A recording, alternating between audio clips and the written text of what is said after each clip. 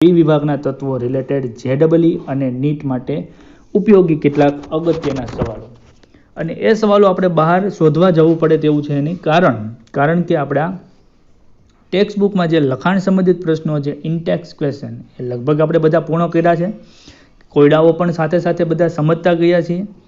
અને એ સિવાય જો એક્સ્ટ્રા સવાલોની તૈયારી કરવી હોય તો આપણા સ્વાધ્યાયમાં આપેલા સવાલો અને એની સાથે હું કેટલાક એક્સ્ટ્રા એક્સરસાઇઝ પણ કરાવીશ કે જે સ્માર્ટ અને ટ્રિકી ક્વેશ્ચન હશે. કેટલાક સવાલો ડિટેલિંગમાં હોય તો તે તો તમે જાતે સમજી શકશો, એ તમે સવાલ જોવો તો ખ્યાલ આવશે.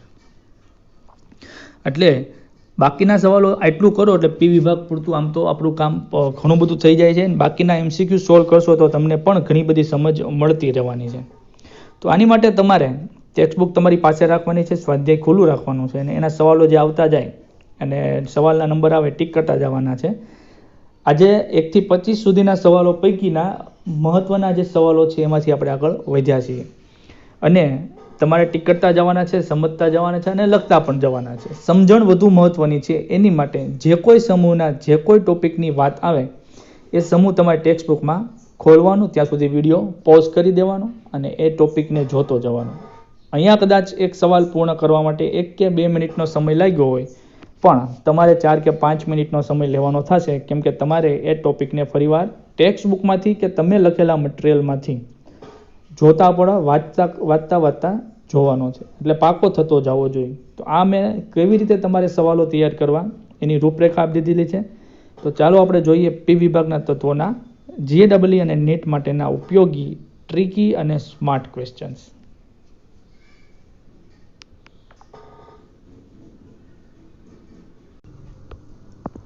વિદ્યાર્થી મિત્રો, આપણે પી વિભાગના તત્વોમાં એક્સરસાઇઝના કેટલાક સવાલો મહત્વપૂર્ણ કે જે જેડબલઈ અને નીટ રિલેટેડ કામ લાગે એવા સવાલો તરફ જઈ રહ્યા છીએ.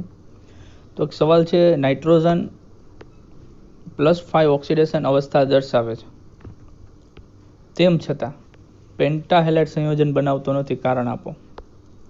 હવે કારણમાં તો આપણે એવું કહી શકીએ કે ભાઈ નાઇટ્રોજન એટલે સમૂહ 15. 15મો સમૂહ એટલે આમ જોવો તો સામાન્ય ઇલેક્ટ્રોન રચના થઈ NH2NP1, બરોબર. આ 2 ને 1 3, સોરી NH2NP3, 2 ને 3 5 સંયોજકતા ઇલેક્ટ્રોન થયા. તો એની સમૂહ ઓક્સિડેશન અવસ્થા આ 3 અને 2 5, એટલે મેક્સિમમ 5 ઇલેક્ટ્રોન ગુમાવી શકે. પરંતુ જ્યારે આપણે નાઇટ્રોજનની વાત કરતા હોય ત્યારે એનો ક્વોન્ટમ આંક મુખ્યત્વે 2 છે. જેમ માનો કે ઇલેક્ટ્રોન રચના લખીએ, હિલિયમ એટલે 2 થી ગયા 2s2 2p3, એટલે ક્વોન્ટમ આંક 2 છે. અને 2p પછી આવે 3s, એટલે કે ક્વોન્ટમ આંક બદલાઈ જાય. પાછળ 3d કક્ષક ખાલી નથી, અને 2s કક્ષકમાં 2 અને 2p કક્ષકમાં 3. હવે 2s કક્ષકમાં 2 ઇલેક્ટ્રોન ભરાઈ ગયા એટલે એ તો યુગ્મિત થઈ ગઈ. 2p કક્ષકમાં 1 1 1. હવે જ્યારે સંકરણ થાય તો sp3 સંકરણ થવાનું, 1s ને 3p, અને એની સાથે અલગ અલગ 1 2 અને 3 બંધ બની શકે. અને ચોથો બંધ વિચારો તો સવર્ગ સહસંયોજક બંધ કે જે દાન કરે, તો મહત્તમ 4 બંધ બનાવી શકે, બરોબર.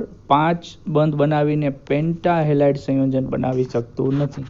આ કારણ છે. એટલે લખ્યું છે નાઇટ્રોજનમાં n એટલે કે ક્વોન્ટમ આંક 2 છે, એટલે માત્ર s અને p કક્ષકો જોઈએ છે. ડી કક્ષકનો અભાવ, ખાલી ડી કક્ષકનો. નાઇટ્રોજન તેની પાસેથી 4 સહસંયોજકતાથી વધુ વિસ્તારવા માટે ડી કક્ષકો પ્રાપ્ય નથી, એટલે પેન્ટાહેલાઇડ બનાવી શકતો નથી. પછીનો સવાલ છે કે pH3 એટલે કે ફોસ્ફીન NH3 કરતાં નીચું ઉત્કલન બિંદુ ધરાવે છે. શા માટે? એટલે કે ઉત્કલન બિંદુની બાબતમાં pH3 is less than NH3, ammonia કરતાં નીચું. તો બહુ સિમ્પલ વસ્તુ છે કે ભાઈ આપણે સમૂહ 15ના તત્વોની વાત કરતા હોય, નાઇટ્રોજન, નેપાલ, પાકિસ્તાન, ઓસ્ટ્રેલિયા, સબ ભિખારી, બિસ્મથ. તો ઉપરથી નીચે તરફ જાઓ એમ વિદ્યુત ઋણતાનો ઘટાડો થાય છે, જોતા ગયા. એટલે નાઇટ્રોજનની વિદ્યુત ઋણતા ફોસ્ફરસ કરતાં વધારે છે. એના કારણે શું થાય તો કે નાઇટ્રોજન જે એમોનિયા બનાવે NH3, એમાં એક NH3નો અણુ બીજા અણુ સાથે, બીજો અણુ ત્રીજા અણુ સાથે, ત્રીજો અણુ ચોથા અણુ સાથે હાઇડ્રોજન બંધથી જોડાયેલા હોય છે. અને હાઇડ્રોજન બંધના કારણે એમોનિયાના અણુને બીજા અણુ સાથેથી છૂટા પડવા ઘણા બધા હાઇડ્રોજન બંધ તોડી અને એને વાયુ સ્વરૂપમાં રૂપાંતર કરવા પડતા હોય છે, જેથી કરીને એમોનિયાના ઉત્કલન બિંદુ ઊંચા હોય. જ્યારે PA3માં ફોસ્ફરસ હાઇડ્રોજન બંધ ધરાવતો નથી, કેમ કે એની વિદ્યુત ઋણતા એટલી બધી નથી, એટલે અધ્રુવીયતા એટલી બધી નથી, જેથી કરીને એમાં એટલા બધા બંધ તોડવા પડતા નથી, જેથી PH3ના બે અણુને છૂટા પડવા ઓછી ઉર્જાની જરૂર પડે છે. આમ તો ફોસ્ફીન વાયુ જ છે, એમોનિયા છે એ પ્રવાહી છે. આ કારણોસર એમોનિયાના ઉત્કલન બિંદુ PH3 કરતાં વધારે હોય છે. આપણે સ્વાધ્યાયના કેટલાક સવાલો છે એ સામાન્ય તો શીખતી વખતે જોતા ગયા છીએ. જે ટ્રિકી ક્વેશ્ચન છે અને JEE નીટમાં પૂછાય એવી સંભાવનાવાળા સવાલો છે જોઈએ છીએ. બાકીના સવાલો તમે જાતે પણ કરી શકશો એવા સવાલો છે. દાખલા તરીકે એમ કે ભાઈ સમૂહ 15ના રાસાયણિક ગુણધર્મો, તો એ તમને ખબર જ હોય, ડિટેલિંગનો સવાલ હોય, એટલે એમાં બહુ સમજાવવાનું બાકી રહેતું નથી, એના ખાલી તમારે વિડીયો રિફર કરવાનો હોય. તો હવેનો સવાલ છે, નાઇટ્રોજનની પ્રતિક્રિયાત્મકતા શા માટે ફોસ્ફરસથી જુદી પડે છે? એટલે કયા કારણોથી નાઇટ્રોજન ફોસ્ફરસ કરતાં જુદો પડે છે? તો એના કારણોની ચર્ચા કરવાની છે. તો અહીંયા આપણે સમજતા જાય કે નાઇટ્રોજન એ રાસાયણિક રીતે ઓછો ક્રિયાશીલ છે. કારણ શું? કારણ કે N2 અણુની સ્થાયીતા વધારે હોય છે. કારણ કે N2 અણુમાં બે નાઇટ્રોજન પરમાણુ એકબીજા સાથે ત્રિબંધથી જોડાયેલા છે. નાઇટ્રોજન એકબીજા સાથે ટ્રિપલ બોન્ડથી જોડાયેલા હોય છે, જે તમે સૌ કોઈ જાણો છો. હવે આ ત્રિબંધની ક્ષમતા ખૂબ જ ઊંચી હોય છે, એટલે કે ખૂબ વધુ મજબૂતાઈ ધરાવતો હોય છે, જેથી આ ત્રિબંધને તોડવા મુશ્કેલી પેદા થાય. આ ત્રિબંધને તોડવા માટે બહુ ઝાઝી ઉર્જાની જરૂર પડતી હોય છે. વળી નાઇટ્રોજનનું કદ નાનું હોવાથી તેમાં બે નાઇટ્રોજનના P કક્ષક અને P કક્ષક વચ્ચે પાઇ બંધ રચાય છે. ફોસ્ફરસ આ ગુણધર્મ દર્શાવતો નથી. કયો ગુણધર્મ? ટ્રિપલ બોન્ડ બનાવવાનો. ફોસ્ફરસમાં તો સિંગલ બોન્ડ હોય. આ કારણોસર તમે વિચાર કરો તો ફોસ્ફરસ અને ફોસ્ફરસ સિંગલ બંધ તોડવો સહેલો પડે કે નાઇટ્રોજન ટ્રિપલ બોન્ડ તોડવો સહેલો પડે? તો નાઇટ્રોજનના બંધ તોડવા વધુ મુશ્કેલ છે. આથી કરીને નાઇટ્રોજન જુદો પડે છે. પ્રતિક્રિયાત્મકતાના સંદર્ભમાં આની પ્રતિક્રિયાત્મકતા ફોસ્ફરસ કરતાં ઓછી જોવાની, જ્યારે ફોસ્ફરસની વધુ હોવાની. વળી ફોસ્ફરસ તો આ રીતે સફેદ ફોસ્ફરસનું બંધારણ તમે જાણો છો, અતિ પ્રતિક્રિયાત્મક છે સફેદ ફોસ્ફરસ, બરાબર, ચતુષ્ફલકી, જેથી આ બંધ વળેલો છે તૂટી જઈ શકે છે. તો આ બધા કારણોને લીધે નાઇટ્રોજનની પ્રતિક્રિયાત્મકતા ઓછી વાતાવરણમાં રહેલો છે, જ્યારે ફોસ્ફરસની પ્રતિક્રિયાત્મકતા વધુ. ઔદ્યોગિક રીતે એમોનિયાનું ઉત્પાદન કેવી રીતે થાય છે? તો એ સવાલનો જવાબ શીખવાડવો પડે એવું છે નહીં, આમ તો જોઈ ગયેલા છીએ, પણ મહત્વનો છે એટલે આપણે રિફર કરીએ છીએ. હેબર પ્રક્રમથી મુખ્યત્વે એમોનિયાનું ઉત્પાદન થતું હોય છે. હવે હેબર પ્રક્રમમાં શું હોય? તો પ્રક્રિયામાં અહીંયા એરો કરવાનો થાય. પ્રક્રિયામાં N2 અને H2 વાયુને N2 કરતાં H2 3 ગણા હોય. તાપમાન આ જે છે ને એ ખાસ યાદ રાખવાનું છે. 773 કેલ્વિન તાપમાન અને 212 દબાણ FeO ઉદ્દીપકની હાજરીમાં ગરમ કરવામાં આવે ત્યારે NH3 2 મોલ બને. 3 મોલ લખ્યું છે ને ત્યાં, 2 મોલ ઓફ NH3, અહીંયા 2 મોલ હોય. અને આ પ્રક્રિયા ઉષ્માક્ષેપક છે. -46.1 કિલોજૂલ પ્રતિમોલ જેટલી ઉર્જા ઉત્પન્ન થાય છે. તો આ પ્રક્રિયા આમ તો મોસ્ટ આઈમ્પી છે, ખાસ યાદ રાખજો, બધી જગ્યાએ વારંવાર જરૂર પડશે. હાઇડ્રોજન, નાઇટ્રોજન, આના ખૂણાનું મૂલ્ય hydrogen phosphorus hydrogen arsenic hydrogen antimony hydrogen ખૂણાના મૂલ્ય કરતાં વધુ હોય છે. શા માટે? આવું શા માટે થાય છે? વિચારો કે ભાઈ આપણી પાસે નાઇટ્રોજન એટલે આપણે એમોનિયાની વાત કરીએ તો એમોનિયામાં નાઇટ્રોજન એની સાથે હાઇડ્રોજન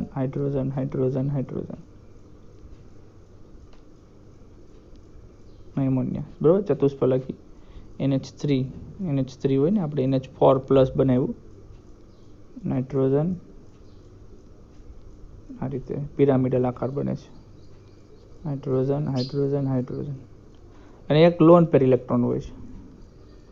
હવે એમોનિયામાં શું થાય કે નાઇટ્રોજનની વિદ્યુત ઋણતા વધારે હોવાથી બંધના ઇલેક્ટ્રોન નાઇટ્રોજન પોતાની તરફ ખેંચેલા રાખે. એટલે આમ મધ્યમાં હોવા જોઈએ ને નાઇટ્રોજન બંધના ઇલેક્ટ્રોન, એ નાઇટ્રોજન પોતાની તરફ ખેંચેલા રાખે. એના કારણે શું થાય તો કે જે બોન્ડ પેર ઇલેક્ટ્રોન છે ને એ અહીંયા જથ્થો ભેગો થઈ જાય, અહીંયા નજીક જ ગ્રીન ડોટ દેખાય છે, એ આમ વચ્ચે હોવા જોઈએ નાઇટ્રોજન બંધની, પણ એ નાઇટ્રોજન તરફ ખેંચાયેલા રહે, જેથી કરીને બોન્ડ પેર એકાબીજાથી ધક્કો લગાડે, અપાકર્ષણ થાય.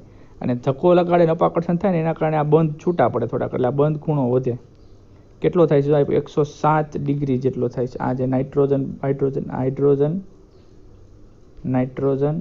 અને હાઇડ્રોજન, આ બંધ ખૂણામાં એના જે ઇલેક્ટ્રોન છે ને એ નાઇટ્રોજનની વધુ વિદ્યુત ઋણતાને કારણે નજીક હોય, નજીકના કારણે આમ ધક્કો લગાડે એકાબીજાને, જેથી કરીને બંધ ખૂણો ખુલી જાય અને થઈ જાય 107 ડિગ્રી. આમ તો થવો જોઈએ sp3 સંકરણ છે 109 અંશ ને 28 કરા, પરંતુ આ લોન પેર VSEPR પ્રમાણે લોન પેર બોન્ડ પેર અપાકર્ષણથી એ લોન પેર આ બોન્ડ પેરને ધક્કો લગાડે અને આ પાછા અહીંયા આમાં ધક્કો લગાડે.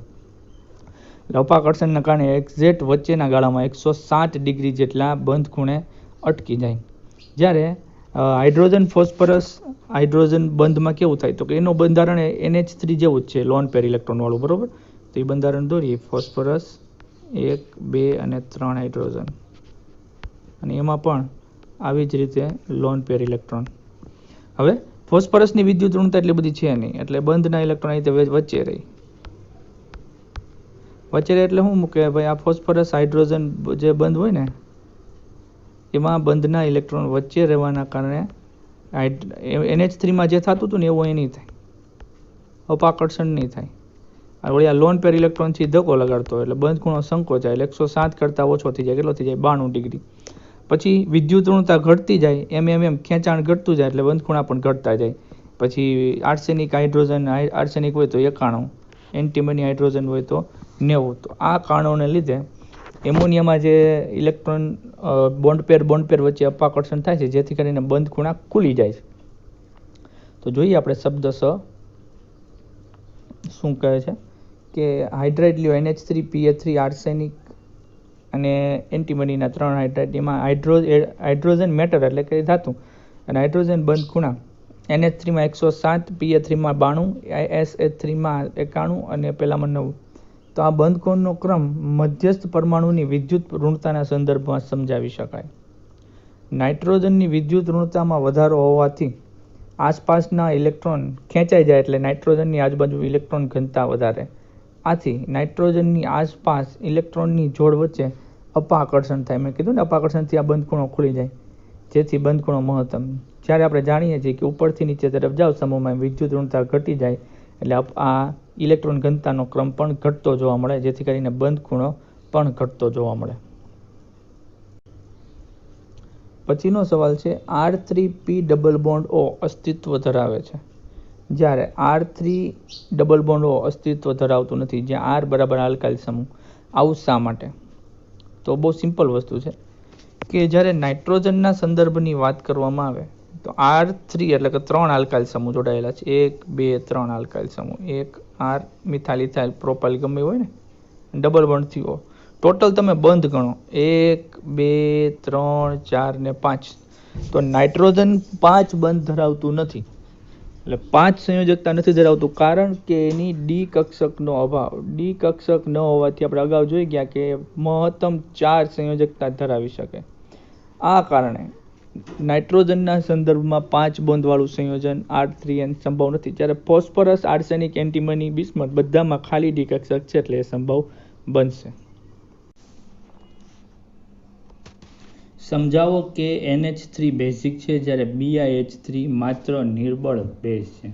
હવે સમૂહ 15ના તત્વોની આપણે વાત કરી રહ્યા છીએ.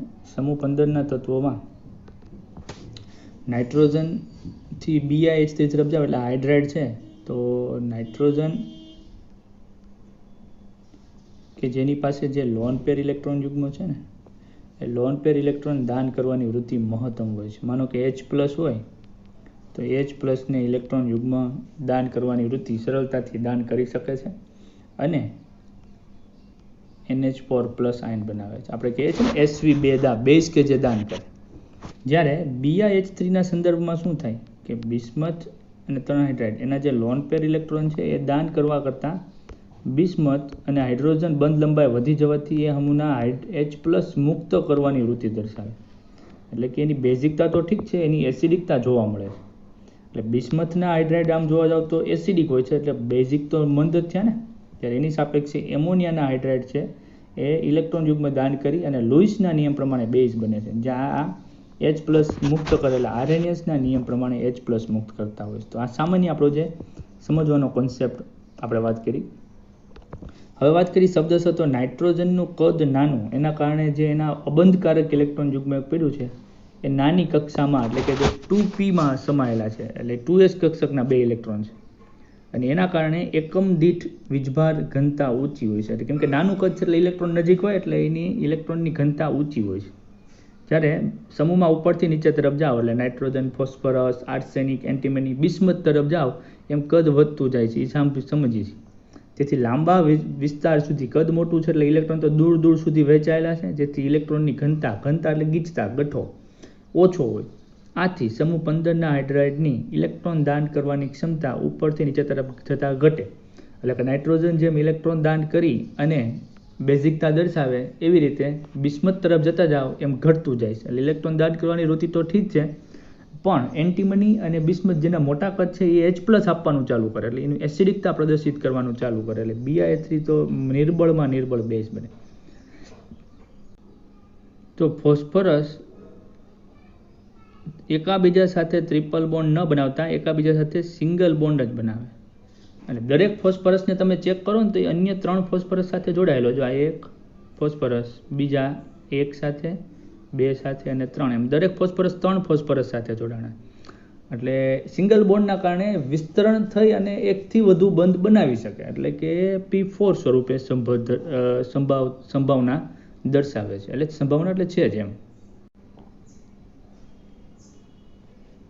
ફોસ્ફરસ કરતાં નાઇટ્રોજન શા માટે કેટેનેશનનો ગુણધર્મ ઓછો દર્શાવે? સૌપ્રથમ તો મિત્રો કેટેનેશન કોને કહેવાય? કેટેનેશન એટલે કે કાર્બનની જેમ લાંબી ચેઇન બનાવી, 5, 10, 15, 20, 25 કાર્બન સળંગ લાંબી સાંકળથી જોડાય એને કેટેનેશન કીધું છે, જે કાર્બનમાં સૌથી વધુ જોવા મળ્યો છે. બરાબર. હવે ફોસ્ફરસ કરતાં નાઇટ્રોજનમાં કેટેનેશન ગુણધર્મ ઓછો, એનું કારણ શું? તો એનું કારણ એ છે કે નાઇટ્રોજન કેટેનેશન માટે સિંગલ બોન્ડ બનવો જરૂરી છે. જ્યારે નાઇટ્રોજન માનો કે પોતાના નાઇટ્રોજન સાથે સિંગલ બોન્ડ બનાવે તો નાઇટ્રોજનની વિદ્યુત ઋણતા વધારે છે, એટલે હામું ખેંચાણ હોય, જેથી કરીને બંધ તૂટવાની સંભાવના વધી જાય. હવે ખાલી 2 નાઇટ્રોજન વચ્ચે જો બંધ સરળતાથી તૂટી જાય તો આ રીતે લાંબી સાંકળ બને, તો એ કઈ રીતે સંભવ બને? નાઇટ્રોજન એટલે કેટેનેશનનો ગુણધર્મ ઓછો થઈ જાય તો હોય. તો શબ્દોસર ટેક્સ્ટબુકમાં જે આપ્યું છે એ પ્રમાણે જો વાંચીએ તો કેટેનેશન ગુણધર્મ ફોસ્ફરસમાં નાઇટ્રોજન કરતાં વધારે જોવા મળે છે. ફોસ્ફરસમાં નાઇટ્રોજન કરતાં વધારે જોવા મળે છે.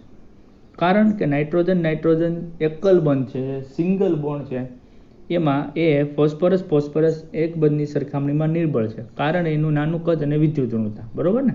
તેથી નાઇટ્રોજન પરમાણુ નાનો હોવાથી અને નાઇટ્રોજન પરમાણુને નાના કદના કારણે ઇલેક્ટ્રોન ઘનતા વચ્ચે અપાકર્ષણ થાય છે, જેથી કરીને નાઇટ્રોજન એક બંધ નિર્બળ બને છે. એ પણ કારણ મહત્વની વાત છે કે નાઇટ્રોજન છે તો એ મનોકામ બંધ બનાવે. તો નાનું કદ છે નાઇટ્રોજન, આમ જો તો નજીક ગોઠવાય, એમાં એના લોન પેર ઇલેક્ટ્રોન, અબંધકારક ઇલેક્ટ્રોન, એ અપાકર્ષણ લગાડે VSEPR, એટલે બંધ તૂટે. એક તો વિદ્યુત ઋણતા અને લોન પેરનું અપાકર્ષણ, જેથી કરીને બંધ નબળો જ બને, બંધ તૂટી જાય. સમજ્યા? એટલે કેટેનેશન એમાં બહુ ઓછું જોવા મળે. આમ જોવો તો સંભવ જ નથી.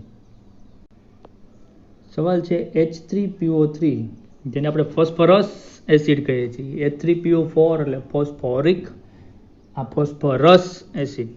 તો એને આપણે આમ સામાન્ય રીતે એક અણુ છે એટલે ઓર્થો ફોસ્ફોરિક એસિડ કહીએ છીએ. તો ઓર્થો ફોસ્ફરસ એસિડને ગરમ કરવામાં આવે, ઓર્થો ફોસ્ફરસ એસિડ, તો વિષમીકરણ પ્રક્રિયા થાય. વિષમીકરણ એટલે કે કોઈ એક જ પરમાણુ ઓક્સિડેશન અને રિડક્શન બંને પ્રક્રિયાઓ અનુભવતો હોય, તો એમાંથી આપણને ફોસ્ફોરિક એસિડ અને ફોસ્ફરસ મળે, ફોસ્ફિન મળે છે. જો આ બાબતોને ખાસ ધ્યાન રાખજો, મહત્વપૂર્ણ સવાલ કહી શકાય એવા વાતો છે. તો શું થાય છે? તો કે H3PO3 માં ફોસ્ફરસનો ઓક્સિડેશન આંક +3 થાય છે, A3PO4 માં ઓક્સિડેશન ગણ જો +5 થાય અને PH3 માં ત્રણેય હાઇડ્રોજનનો +3 એટલે ફોસ્ફરસનો -3. ઓક્સિડેશન ગણતા તો બધાને આવડતો જ છે. હવે A3PO3 +3 માંથી +5 માં રૂપાંતર થાય એટલે ઓક્સિડેશન આંકમાં 2 નો વધારો થાય છે. તો એ વધારો એટલે કઈ ઘટના થઈ? ઓક્સિડેશન થઈ. સિમિલર ફોસ્ફરસ -3 ઓક્સિડેશન અવસ્થા પણ પ્રાપ્ત કરે છે. +3 માંથી -3 એટલે +2 +1 0 3 થઈ ગયું. 1 2 3 પાછું 3 એટલે 6 ઓક્સિડેશન આંકમાં 6 નો વધારો થાય. 6 નો વધારો થાય એટલે સમજો ઘટાડો થાય છે +3 માંથી, તો એ રિડક્શન થયું. તો ફોસ્ફરસ એ ઓક્સિડેશન રિડક્શન બંને અનુભવ્યું. હવે અહીંયા 6 ઘટે છે, -6 કરીએ કાંઈ, આ +2 વધે છે, બેને હરખું કરવું ત્યાં 3 વડે ગુણવું પડે. તો અહીંયા 3 વડે ગુણ્યો છે, અહીંયા 3 વડે ગુણ્યો અને એક આનો ફોસ્ફરસ એટલે ટોટલ 4. બરાબર, આઈનો એક ફોસ્ફરસ ને 3 વડે ગુણ્યો 4 થઈ ગયા, સમીકરણ બેલેન્સ થઈ ગયું. તો ઓક્સિડેશન રિડક્શન બંને ફોસ્ફરસ અનુભવે છે. તો આ પ્રક્રિયાને વિષમીકરણ પ્રક્રિયા કહેવાય. પછીનો સવાલ છે કે શું PCl5 ઓક્સિડેશન કરતા અને રિડક્શન કરતા એમ બંને તરીકે વર્તી શકે ખરો? આ સવાલનું વાજબીપણું જણાવો. જો આ બધા સવાલો છે ને ટેક્સ્ટ બુકમાં આપણે ચર્ચા બહુ ઓછી કરી હોય, પણ મહત્વ એનું ખૂબ જાજુ છે, કેમ કે આ બધા ટ્રિકી ક્વેશ્ચન છે. એટલે જો સમજણ સારી હોય તો આના જવાબ ઇઝીલી આપી શકાય. તો વાત કરીએ PCl5. તો PCl5 માં ફોસ્ફરસ સાથે 5 ક્લોરીન જોડાયેલા છે.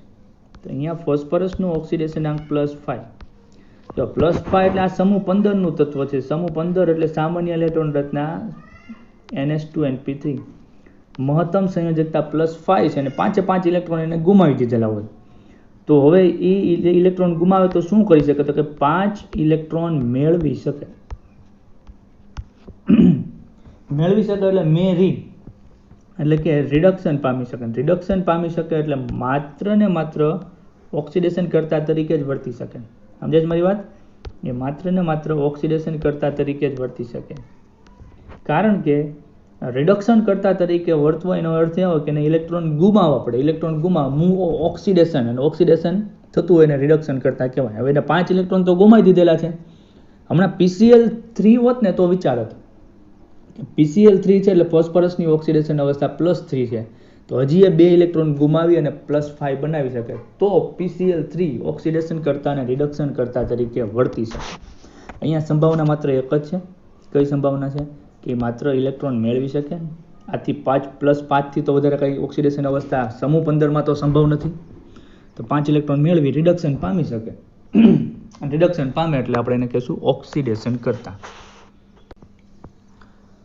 ડાયઓક્સિજન વાયુ છે પરંતુ સલ્ફર ઘન છે. આપણે એવા સમૂહ 16માં ઓસાજન સેન્ડલ તેરે પાવમે એટલે કે ઓક્સિજન, સલ્ફર, સેલેનિયમ, ટેલ્યુરિયમ અને પોલોનિયમ. હવે એમાં ઓક્સિજન અને સલ્ફરની સરખામણી તો ઓક્સિજનનું કદ નાનું છે, આપણે જાણીએ છીએ, જેવું નાઇટ્રોજનનું હતું.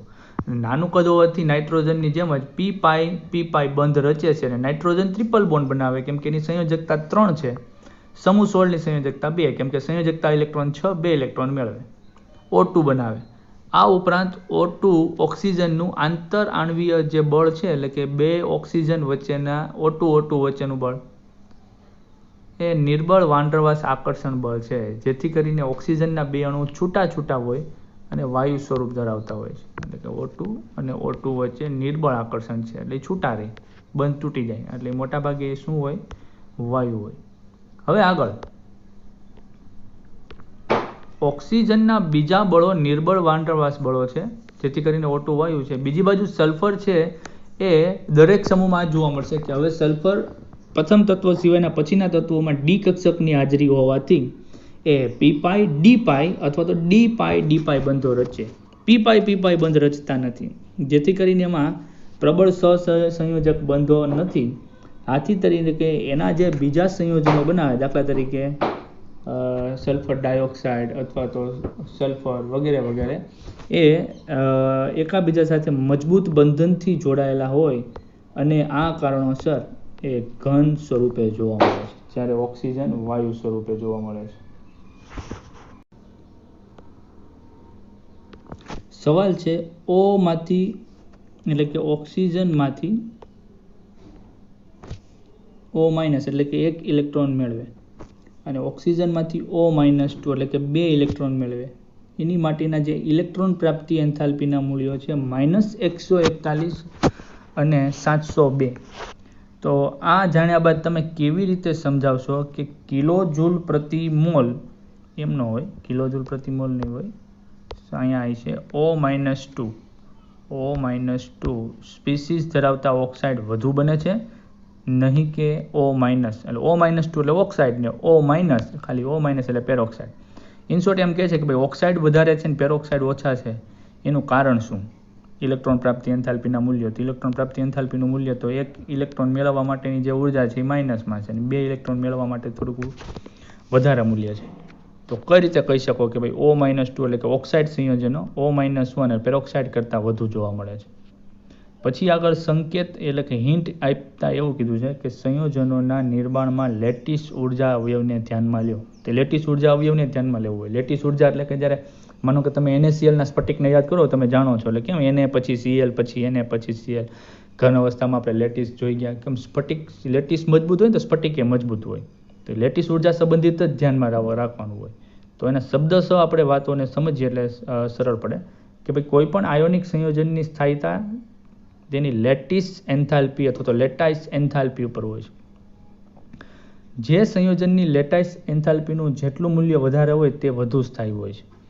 હવે લેટાઇસ એન્થાલ્પીનું મૂલ્ય આયનના વીજભારના સમપ્રમાણમાં હોય છે. હવે O-2 વીજભાર વધારે તો એની લેટિસ એન્થાલ્પી વધારે. એ સિમ્પલ વસ્તુ છે ને. Na+ ને Cl- મજબૂત બંધથી જોડાય કે Mg+2 અને S-2, તો કે +2 ને -2 જ મજબૂત બંધથી જોડાય ને, +1 ને -1 કરતાં. તો જેમ વીજભાર વધારે એમ લેટિસ એન્થાલ્પી વધારે.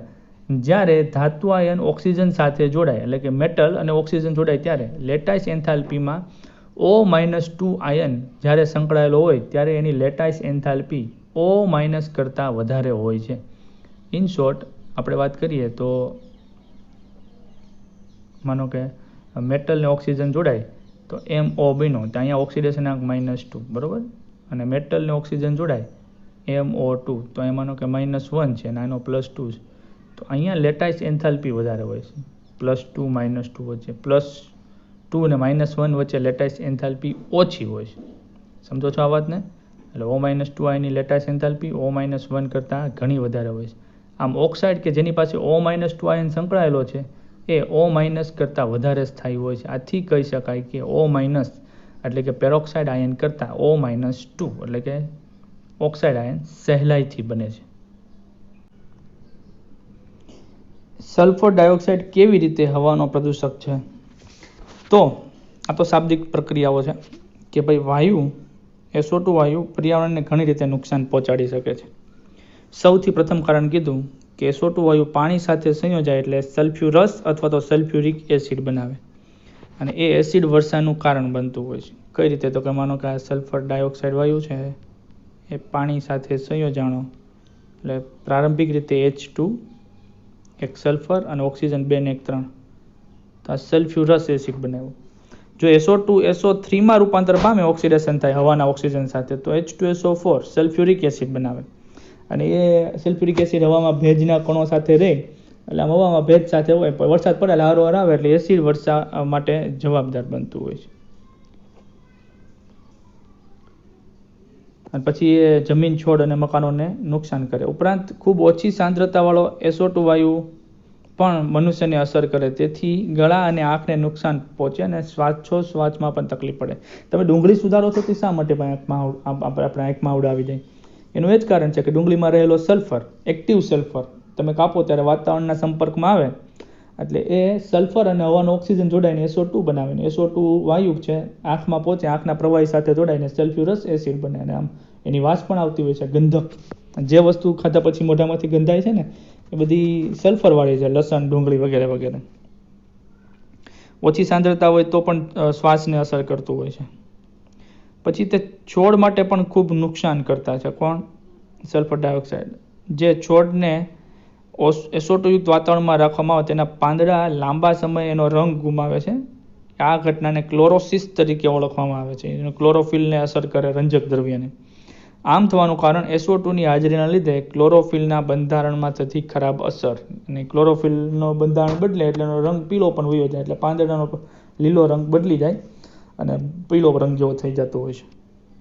તો આ રીતે SO2 હવા પ્રદૂષક મનુષ્યને અને વૃક્ષોને તથા અન્ય પ્રાણીઓને નુકસાન કરતા સાબિત થાય છે. પછીનો સવાલ છે, હેલોજન સંયોજનો શા માટે પ્રબળ ઓક્સિડેશન કરતા છે? પ્રબળ ઓક્સિડેશન કરતા એટલે એનું પોતાનું તો પ્રબળતાથી રિડક્શન થતું હોવું જોઈએ. રિડક્શન એટલે મેરી ઇલેક્ટ્રોન મેળવતા હોવા જોઈએ. તો શું કહે છે ભાઈ કે હેલોજન એટલે 17મો સમૂહ. 17મો સમૂહ એટલે કે જેની સામાન્ય ઇલેક્ટ્રોન રચનામાં NH2NP5 7 ઇલેક્ટ્રોન થઈ ગયા NH2NP5 બરાબર. એટલે N બરાબર 2 થી 6. તો એ 2 થી 6 જ હોય ને. માનો કે ક્યાં ક્યાં છે? ફ્લોરિન, ક્લોરિન, બ્રોમિન, આયોડિન અને એસ્ટેટિન. તો આમાં આવર્ત 2, આમાં 3, આમાં 4, આમાં 5 અને 6. એટલે ફ્લોરિનમાં આપણે NH2NP6માં 2s2 2p5 લખીએ છીએ. ક્લોરિનમાં 3s2 3p5 લખીએ છીએ. એ રીતે તો આ બધાની ઇલેક્ટ્રોન રચનામાં અષ્ટક પૂર્ણ કરવા માટે માત્ર ને માત્ર એક ઇલેક્ટ્રોનની જરૂર છે. અને એક ઇલેક્ટ્રોન તો બહુ સરળતાથી મેળવી શકાય. એટલે આ બધા ઇલેક્ટ્રોન મેળવવાની વૃત્તિ છે. આ કારણોસર આ બધાની વિદ્યુત ઋણતા ઓછી છે. અને ઇલેક્ટ્રોન પ્રાપ્તિ એન્થાલ્પીના પણ ઊંચા ઋણ મૂલ્યો. ઊંચા ઋણ મૂલ્યનો અર્થ એમ કે વધુ ઉર્જા ગુમાવે. વધુ ઉર્જા ગુમાવેનો અર્થ એમ કે એની રિએક્ટિવિટી વધારે છે. આપણે તમને એક્ઝામ્પલ આપ્યું હતું ને કે ભાઈ પેલું IPLમાં જ્યારે ઓકેશન થતું હોય ત્યારે તો એ ઓક્શનમાં કેમ સારો ખેલાડી હોય તો બધી ટીમ વધુ પૈસા ખર્ચે એમ. આ તત્વો પણ ઇલેક્ટ્રોન મેળવવા માટે વધુ ઉર્જા રિલીઝ કરતા હોય, વધુ ઉર્જા મુક્ત કરે અને ઇલેક્ટ્રોનને મેળવતા હોય. તો ઇલેક્ટ્રોન પ્રાપ્તિ એન્થાલ્પીના જે ઊંચા ઋણ મૂલ્યો છે ને એ સારી બાબત છે. આ કારણોસર એની ઇલેક્ટ્રોન મેળવવાની પ્રબળ વૃત્તિ હોય છે. એટલે ઇલેક્ટ્રોન મેળવે એટલે રિડક્શન પામે પ્રબળતાથી, એટલે એને પ્રબળ ઓક્સિડેશન કરતા તરીકે વર્તા એમ કહી શકાય. પછીના સવાલમાં પૂછ્યું છે કે ફ્લોરિન માત્ર એક જ ઓક્સો એસિડ બનાવે છે HOF શા માટે? તો એના કારણો તો બહુ સ્પષ્ટ છે. કારણ કે તેની વિદ્યુત ઋણતા એક તો ઊંચી છે, નાનું કદ છે અને ડી કક્ષકોની ગેરહાજરી છે. ડી કક્ષકોની ગેરહાજરી એટલે ફ્લોરિન છે ને એ +1 +3 +5 +7 આવી ઊંચી ઓક્સિડેશન અવસ્થા કોઈ દી ધરાવે જ નહીં. કેમ કે ફ્લોરિન કરતાં વધારે વિદ્યુત ઋણ પરમાણુ કોઈ છે જ નહીં. એટલે ફ્લોરિનના ઇલેક્ટ્રોન મુક્ત થાય નહીં. એટલે +1 બનાવે તો +3 બનાવે તો HFO2 બને ને, +5 બનાવે તો HFO3 બનાવે ને, પણ એવું બનતું જ નથી. બરોબર. અને ડી કક્ષકની ગેરહાજરી છે એટલે ઇલેક્ટ્રોનનું વિસ્તરણ પણ ન થઈ શકે. આ કારણોસર એકમાત્ર ઓક્સો એસિડ HOF બનાવે છે. સમજાવો કે શા માટે લગભગ સમાન વિદ્યુત ઋણતા હોવા છતાં નાઇટ્રોજન છે ને ત્યાં ઓક્સિજન આવશે. ઓક્સિજન હાઇડ્રોજન સાથે હાઇડ્રોજન બંધ બનાવે છે, જ્યારે ક્લોરિન હાઇડ્રોજન બંધ બનાવતો નથી. નોર્મલી આપણે એવું જોવા મળ્યું છે કે હાઇડ્રોજન બંધ છે ને એ આ 3 તત્વો કોણ? નાઇટ્રોજન, ઓક્સિજન અને ફ્લોરિન એ હાઇડ્રોજન સાથે જોડાયેલા હોય અને બાજુના હાઇડ્રોજન સાથે બંધ બનાવે એને જ હાઇડ્રોજન બંધ કહીએ છીએ વ્યાખ્યામાં. તો ક્લોરિન છે એ હાઇડ્રોજન બંધ નથી બનાવતો. એનું શું કારણ કહી શકાય? તો ક્લોરિન અને ઓક્સિજનની વિદ્યુત ઋણતા લગભગ સરખી છે. આ કારણોસર ક્લોરિન અને ઓક્સિજન બંનેના જે સંયોજનો છે, ઓક્સિજનનું હાઇડ્રોજન સાથેનું સંયોજન એટલે H2O અને ક્લોરિનનું હાઇડ્રોજન સાથેનું સંયોજન એટલે HCl. તો H2Oમાં હાઇડ્રોજન બંધ જોવા મળે છે, HClમાં નહીં. એને હાઇડ્રોજન બંધ ન કહેવાય, એને દ્વિધ્રુવીય બંધ કહેવાય. આ હાઇડ્રોજન બંધ ન કહેવાય અને દ્વિધ્રુવીય કહેવાય. H2Oમાં જોવા મળે હાઇડ્રોજન બંધ કહેવાય. તો શું કારણ છે? તો કે એના કારણમાં એને એવું દર્શાવ્યું કે ક્લોરિન ભાગ્યે જ હાઇડ્રોજન બંધ બનાવે છે, કારણ કે ક્લોરિનની સાપેક્ષમાં ઓક્સિજનનું કદ નાનું. સાચી વાત છે, ઓક્સિજન તો નાનું કદ ધરાવે, કેમ કે ક્લોરિન છે એ બીજા નંબરે આવે, જ્યારે ઓક્સિજન છે એ પોતાના સમૂહમાં પહેલા ક્રમે આવે.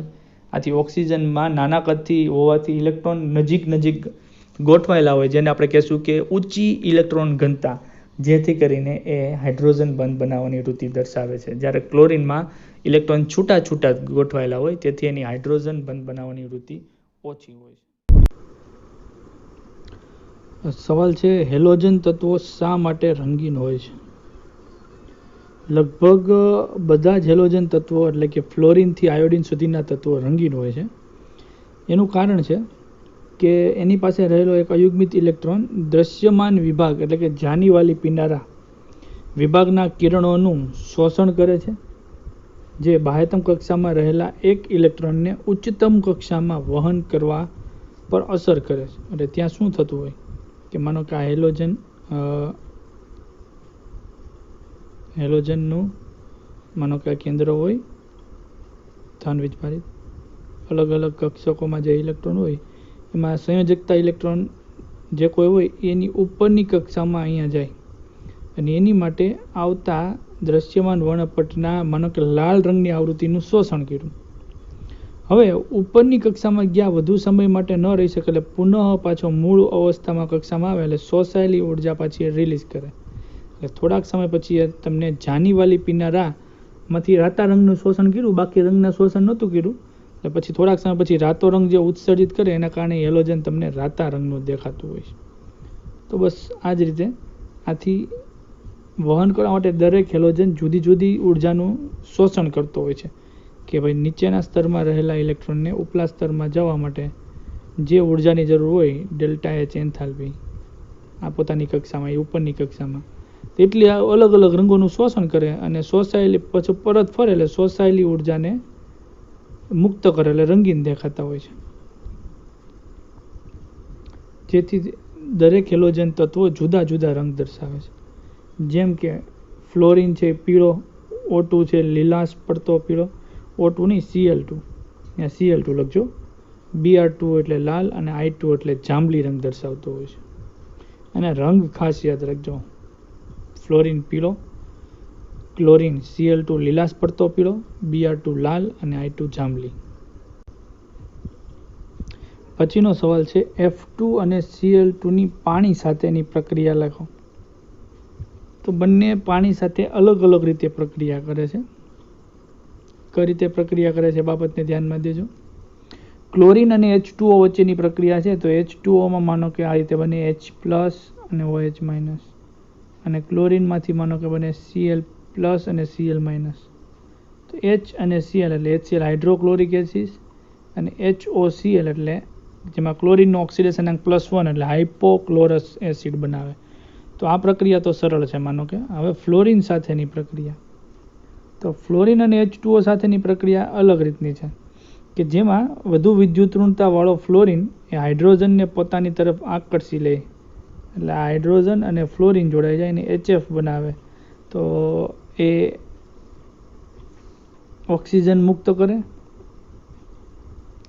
હવે O2 સ્વરૂપ કરવા માટે આપણે H2O ની સંખ્યા 2 કરી એટલે 4 હાઇડ્રોજન થયા એટલે ફ્લોરિનની સંખ્યા 4 કરીએ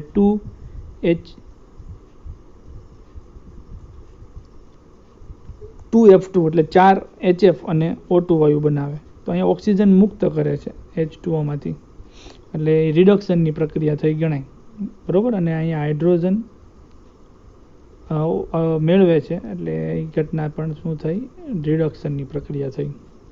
તો બંને પ્રક્રિયા અલગ રીતે છે, ખાસ યાદ રાખજો. અગત્યની પ્રક્રિયા હોય તો જ સ્પેશિયલ સવાલ સ્વરૂપે બનાવી હોય.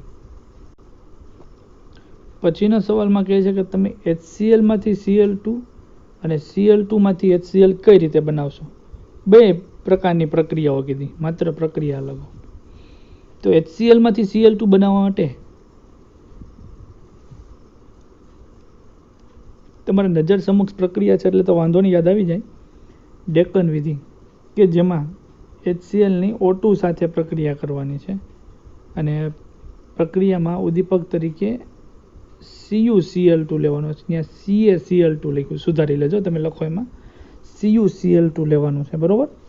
અને પ્રક્રિયામાં થાય શું કે હાઇડ્રોજનને ઓક્સિજન સાથે સારું એવું આકર્ષણ હોય વિદ્યુત ઋણતાની અસરથી એટલે હાઇડ્રોજન ઓક્સિજન H2O બનાવે, ક્લોરિન છૂટો પડે એટલે Cl2 બનાવે.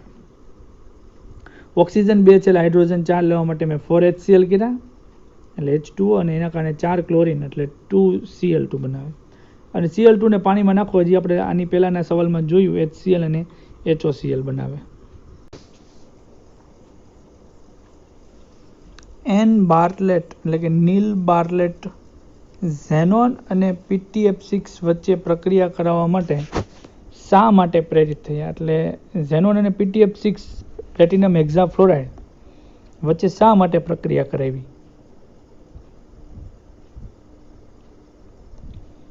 કારણ નીલ બાર્ટલેટે શરૂઆતમાં ઓક્સિજન અને PtF6 વચ્ચે પ્રક્રિયા કરાવી હતી. હવે એનાથી શું થયું હતું તો એ મેં તમને સમીકરણ સમજાવ્યું હતું કે ભાઈ ઓક્સિજન અને PtF6 આ O2 બંને ભેગા છે, એક ઇલેક્ટ્રોન ગુમાવે એટલે પ્લસ, અને એ ઇલેક્ટ્રોન PtF6 મેળવે એટલે -6, એટલે O2 પ્લસ અને PtF6 માઇનસ, આવું એક સંયોજન લાલ રંગનું સંકીર્ણ સંયોજન બન્યું. હવે ત્યાર પછી એને જાણવા મળ્યું કે ઓક્સિજન અને ઝેનોન, એટલે કે O2 માંથી એક ઇલેક્ટ્રોન દૂર કરવો છે અને ઝેનોનમાંથી એક ઇલેક્ટ્રોન દૂર કરવો, જેને એની પ્રથમ આયનીકરણ એન્થાલ્પી કહેવાય, એ સરખી છે. તો જો ઓક્સિજન આ પ્રક્રિયા કરી શકતું હોય તો ઝેનોન પણ આ પ્રક્રિયા કરે છે. તેથી એને ઝેનોન અને PtF6 સાથે પ્રક્રિયા થયા અને એમાં પણ સફળ થયા. ત્યારે પણ લાલ રંગનું એક સંયોજન બન્યું, કેમ કે O2 માંથી એક ઇલેક્ટ્રોન ગુમાવી અને O2 પ્લસ બનાવવા માટે જે ઉર્જાની જરૂર છે એટલી જ ઉર્જા જોશે ઝેનોનમાંથી ઇલેક્ટ્રોન ગુમાવી અને ઝેનોન પ્લસ. તો O2 પ્લસ જો PtF6 બનાવતું હોય તો ઝેનોન પણ PtF6 સાથે જોડાય, એટલે ઝેનોન PT આ રીતનું સંયોજન બનાવે, ઝેનોન PT એને ગુમાવેલો ઇલેક્ટ્રોન F6, આની માથે પ્લસ ચાર્જ, આની સાથે માઇનસ ચાર્જ, આ પ્રકારની નિપજ બને. ઝેનોનના ફ્લોરાઇડ HCF2, HCF4, HCF6 કેવી રીતે મેળવી શકાય છે? તો ઝેનોન અને ફ્લોરિન વચ્ચે સીધી પ્રક્રિયા કરવામાં આવે છે, કારણ કે ફ્લોરિનની વિદ્યુત ઋણતા વધારે છે ઝેનોન કરતાં. તો ઝેનોન નિષ્ક્રિય છે, એટલે પ્રક્રિયા કરવાની વૃત્તિ આમ તો એની નહિવત હોય, પરંતુ જો પ્રક્રિયાને ઊંચા તાપમાને કરવામાં આવે તો ઝેનોન અને ફ્લોરિન જોડાઈ શકે. પણ એની માટે ઝેનોનનું પ્રમાણ અને ફ્લોરિનના પ્રમાણમાં વધઘટ હોવી જરૂરી છે. શરૂઆતના ગાળામાં ઝેનોનનું પ્રમાણ વધુ લેવામાં આવે તો ઝેનોન ફ્લોરિન સાથે જ્યારે જોડાણ દર્શાવે એ દરમિયાન તાપમાન, અહીંયા આપણે 673 કેલ્વિન તાપમાન લેતા હતા અને 1 થી 2 બાર દબાણ લેતા હતા, બરોબર? તો HgF2 બને. ત્યાર પછી 1:5 પ્રમાણમાં ઝેનોન લેવામાં આવે. 1:5 એટલે કે 1 મોલ ઝેનોન ને 5 મોલ ફ્લોરિન એમ. એટલે ત્યારે તાપમાનનો ગાળામાં આપણે 200 કેલ્વિનનો વધારો કર્યો હતો, તમને યાદ હોય તો. એટલે 673 માંથી આપણે અહીંયા કરતા હતા 873 કેલ્વિન તાપમાન, અને 1 થી 2 બાર દબાણની બદલે આપણે અહીંયા 7 બાર દબાણ લેતા હતા. તો આ તાપમાનને દબાણ યાદ રાખવું ખાસ જરૂરી બને અને પ્રમાણ યાદ રાખવું જરૂરી બને. અને આ સવાલો પૂછવાની સંભાવના પણ ઘણી જાજી છે, જે મેં તમને જે તે સમયે કીધેલું પણ છે. અને પછી 1:20 પ્રમાણે, એટલે કે ઝેનોન જો 1 મોલ હોય તો 20 મોલ જેટલો ફ્લોરિન, પછી જોડાય ભલે ગમે એટલું, પણ ઝેનોન કરતાં ફ્લોરિન 20 ગણું નાખવાનું છે. અને એ દરમિયાન જે આપણે તાપમાનનો ગાળો લેતા હતા એ હતો આપણે 673 માંથી ઓછું હતું, 573 અથવા તો 570 કેલ્વિન હતું, પણ દબાણ 7 બારની બદલે 60 થી 70 બાર, લગભગ 10 ગણું કરતા હતા. તો આ બાબતોનો ખ્યાલ રાખો ત્યારે HgF6 બનતું હતું. અને આ બનાવટો આપણે કોષ્ટક સ્વરૂપે જોઈ ગયા છીએ. સવાલ તરીકે આમ સવાલ પૂછ્યો તો આને આપણે 2 માર્ક્સના સવાલ તરીકે પણ પૂછી શકાય એ પ્રકારનો સવાલ છે.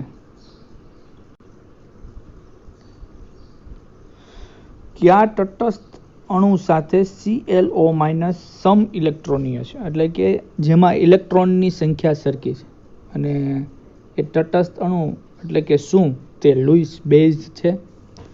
હવે એવા તો ઘણા સંયોજનો હશે કે જેમાં ClO- માં રહેલા ઇલેક્ટ્રોન અને આના ઇલેક્ટ્રોન બેઝ સરખા થતા હોય. શું તે લુઈસ બેઝ છે? એનો જવાબ આપણે આપીએ પહેલાં આપણે એ તટસ્થ અણુ કોણ છે એ શોધી લઈએ. તો સૌપ્રથમ ClO- માં રહેલા ઇલેક્ટ્રોનની સંખ્યા શોધી લઈએ. તો ક્લોરીનમાં પરમાણુ ક્રમાંક 17 એટલે ઇલેક્ટ્રોન 17 હોય. ઓક્સિજન પરમાણુ ક્રમાંક 8 એટલે એમાં ઇલેક્ટ્રોન 8 હોય. અને એક ઇલેક્ટ્રોન વધારે છે, માઇનસ ચાર્જ દર્શાવે છે કે એક ઇલેક્ટ્રોન વધારે છે, એટલે ટોટલ કરો તો ઇલેક્ટ્રોનની સંખ્યા 26. તો એવા ઘણા બધા હોઈ શકે. આવા સવાલો આપણે ખાસ કરીને મલ્ટિપલ ચોઇસ ક્વેશ્ચન તરીકે પૂછાતા હોય છે. 4 ઓપ્શન્સમાંથી તમારે ઇલેક્ટ્રોનની સંખ્યા ગણી લેવાની અને જવાબ આપી દેવાનો.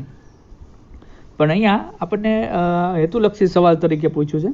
તો ClF જે આપણે આંતર હેલોજન સંયોજન છે એમાં તો આપણે વિચાર કરી શકીએ ભાઈ, ક્લોરીનમાં 17 ઇલેક્ટ્રોન છે અને આ 8, એક ઓક્સિજન તો આવી ગયો, તો 8 ને 9 ઇલેક્ટ્રોન કોની પાસે? તો કે ફ્લોરિન પાસે. તો ClF સંયોજન બને જ છે. ક્લોરીન તો ખરું જ, પણ 9 પરમાણુ ક્રમાંક વાળું ફ્લોરિન. તો ક્લોરીન ઇલેક્ટ્રોનની સંખ્યા 17, ફ્લોરિન 9, તો એમાં પણ 26. તો બંનેમાં ઇલેક્ટ્રોન સરખા છે એટલે એને સમ ઇલેક્ટ્રોનિક કહી શકાય. એમાં હવે પૂછ્યું છે ClF લુઈસ બેઝ તરીકે વર્તે કે યસ. કારણ કે ClFમાં રહેલા ક્લોરીન પાસે આમ જો તો ઇલેક્ટ્રોન યુગ્મ 6 ઇલેક્ટ્રોન થયા, 7મા ઇલેક્ટ્રોન વડે અને ફ્લોરીન સાથે બંધ બનાવ્યો છે. તો આ ClF બન્યા અને બાકીના F માઇનસ સાથે જોડાય અને ClF3 બનાવી શકે. આમ તો F માઇનસ નહીં પણ F હોય, F સાથે જોડાય ઇલેક્ટ્રોન યુગ્મ દાન કરે, બીજા F સાથે જોડાય ઇલેક્ટ્રોન યુગ્મ દાન કરે, બે દા લુઈસ બેઝ અને ClF3 બનાવી શકે. બરોબર. આ કારણોસર ઇલેક્ટ્રોન યુગ્મ દાન કરવાની વૃત્તિ હોવાથી એને આપણે લુઈસ બેઝ કહી શકાય.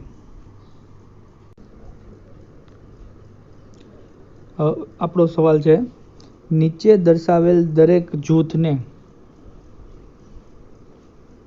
સૂચવેલા ગુણધર્મ મુજબ ક્રમમાં ગોઠવો. એમાં પહેલું F2Cl2 Br2 અને I2 બંધ વિયોજન એન્થાલ્પી એટલે કે બંધ તોડવા આપવી પડતી ઉર્જાના ચડતા ક્રમમાં ગોઠવો. નોર્મલી કોઈ પણ સમૂહમાં ઉપરથી નીચે તરફ જાઓ એમ પરમાણિક કદ વધતું જાય છે અને કદ વધવાની સાથે બંધ લંબાઈ વધે.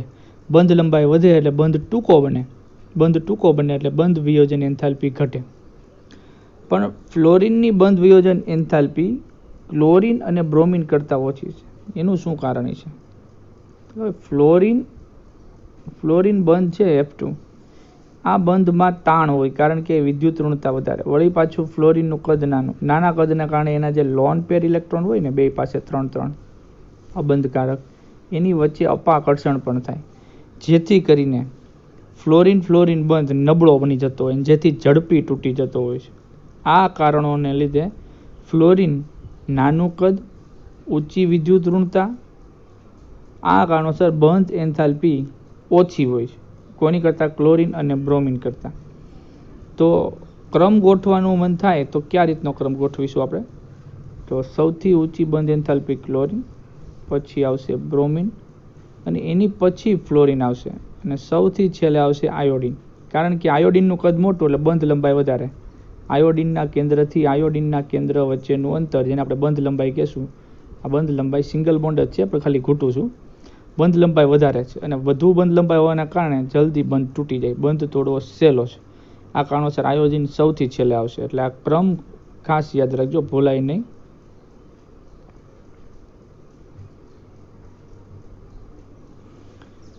ત્યાર પછી બીજા ક્રમનો સવાલ આપણે પૂછ્યો છે કે HF, HCl, HBr અને HI. અહીંયા એસિડિકતાનો ક્રમ લખ્યો નથી, એસિડિકતાના ક્રમની વાત કરવાની. તો જ્યાં બંધ લંબાઈ વધુ હોય ત્યાંથી બંધ ઝડપી તૂટશે અને જ્યાંથી ઝડપી હાઇડ્રોજન છૂટો પડશે. તો ક્યાં કદ વધારે છે? આયોડિનમાં કદ વધારે છે. તો HF, HCl, HBr અને HI માં આયોડિનનું કદ વધારે છે એટલે આ રીતનો ક્રમ થાય. HF કરતાં HCl વધારે એસિડિક, HCl કરતાં HBr અને HBr કરતાં HI. કારણ બંધ લંબાઈ કે હાઇડ્રોજન ને ફ્લોરિન બંધ હોય તો એ બંધ ટૂંકો હોય, એની કરતાં ક્લોરીનનું કદ વધારે એટલે થોડીક બંધ લંબાઈ વધી, એની કરતાં બ્રોમિનનું કદ વધારે એટલે હજી બંધ લંબાઈ વધી અને સૌથી વધુ બંધ લંબાઈ હાઇડ્રોજન અને આયોડિન.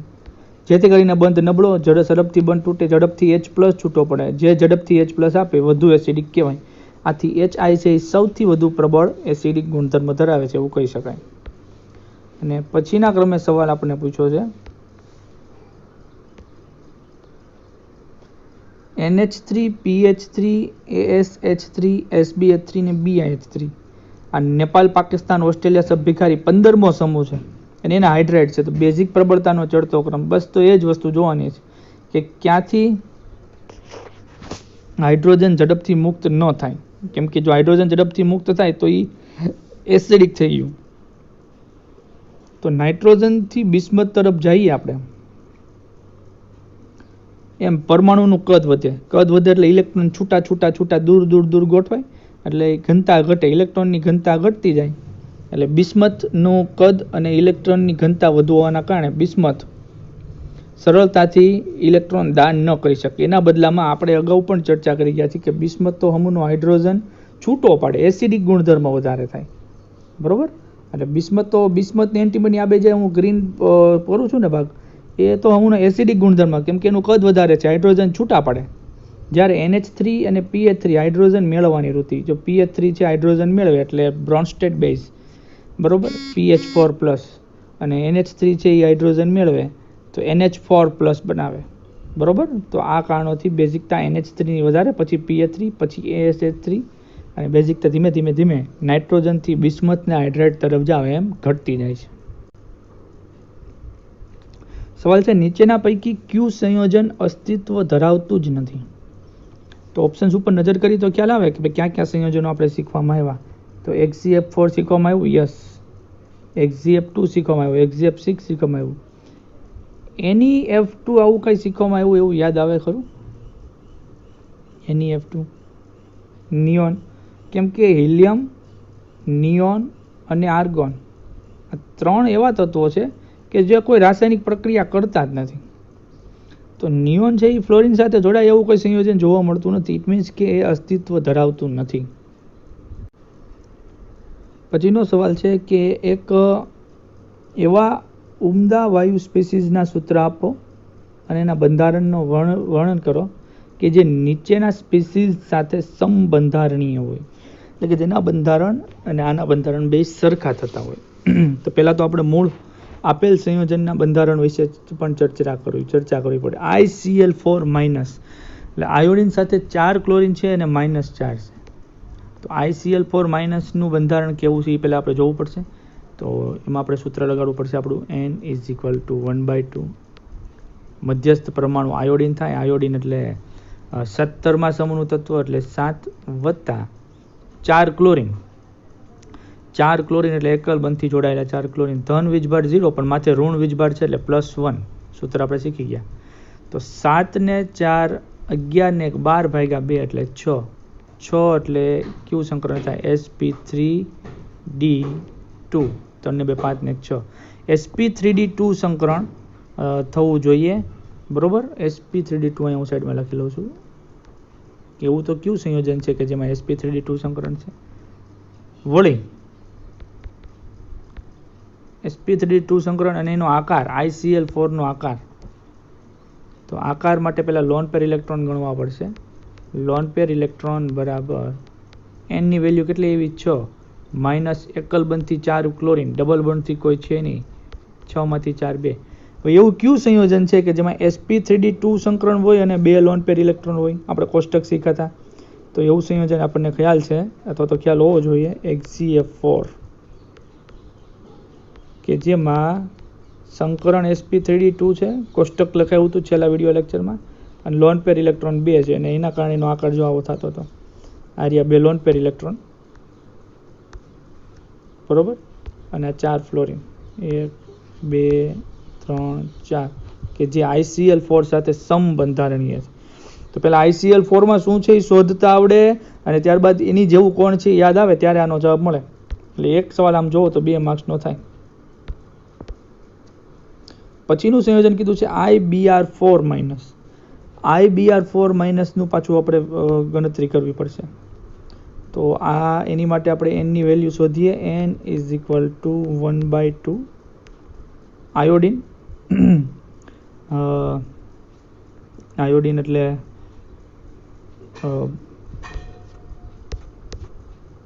IBr4 નથી, IBr2 છે, ભૂલ છે અહીંયા.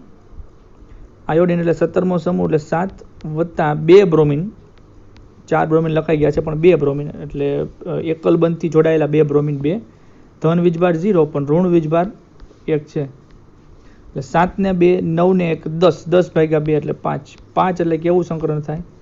sp3d. sp3d સંકરણ શેમાં છે? પ્લસ લોન પેર ઇલેક્ટ્રોન ગણો. લોન પેર ઇલેક્ટ્રોન n ની વેલ્યુ 5 માઇનસ એકલ બંધથી 2 બ્રોમિન, ડબલ બોન્ડથી કોઈ નહીં, 5 માંથી 2 જાય તો 3. તો આવું શેમાં છે મિત્રો? sp3d સંકરણ અને 3 લોન પેર ઇલેક્ટ્રોન શેમાં છે? તો આપણે યાદ આવે સંયોજન XeF2, કે જેમાં સંકરણ sp3d અને lone pair electron 2, 5માંથી 2 sorry 3 lone pair electron આવ્યા હતા સોરી 5માંથી 2 બાદ કરીને એટલે 3 થાય ને, તો 3 લોન પેર ઇલેક્ટ્રોન 1 2 3 અને બાકી 2 ફ્લોરિન જોડાયેલા છે. અને XgF2માં સિમિલર આની જેવું બંધારણ સંકરણ અને લોન પેર ઇલેક્ટ્રોન થાય છે કોની જેવું, IBr2 છે, 4 નહીં પણ 2 સવાલમાં માઇનસ સાથે. અને ત્રીજો સવાલ BrO3 માઇનસ કીધું છે, તો BrO3 માઇનસમાં શું છે એ પહેલાં ચેક કરવું પડે. BrO3માં એનની વેલ્યુ શોધીએ. n બરાબર 1/2. બ્રોમિન મધ્યસ્થ પરમાણુ 17મો સમૂહ 7 ઇલેક્ટ્રોન સંયોજકતા પ્લસ એકલ બંધથી કોઈ છે નહીં, તો 3 ઓક્સિજન છે એટલે એકલ બંધથી જોડાયેલું 0. અને એમાંથી બાદ કરો ધન વીજભાર, તો કે ધન વીજભાર નથી, ઋણ વીજભાર એડ કરો તો ઋણ વીજભાર 1 છે. 7 ને 1 8/2 એટલે કે 4. 4 એટલે કેવું સંકરણ થાય, sp3 સંકરણ થાય, sp3. અને લોન પેર ઇલેક્ટ્રોન ગણીએ, લોન પેર એટલે કે અબંધકારક ઇલેક્ટ્રોન n ની વેલ્યુ 4માંથી એકલ બંધથી 0, ડબલ બંધથી 3 ઓક્સિજન, BrO3 છે ને તો ડબલ બંધથી ઓક્સિજન જોડાયેલા હોય એટલે 1 લોન પેર ઇલેક્ટ્રોન. તો sp3 સંકરણ અને લોન પેર ઇલેક્ટ્રોન એક હોય એવું કયું સંયોજન છે, એવું સંયોજન છે XeO3. અહીંયા XgF3 લખ્યું છે ને ખોટું, XeO3 કે જેમાં સંકરણ sp3 છે, લોન પેર ઇલેક્ટ્રોન 1 છે અને આકાર આ પ્રકારનો જ છે, ઝેનોન, એનો એક લોન પેર ઇલેક્ટ્રોન અને ઓક્સિજન આ રીતે પિરામિડલ, ટેક્સ્ટ બુકમાં જોઈ લેજો, આ ખોટું છે XeO3.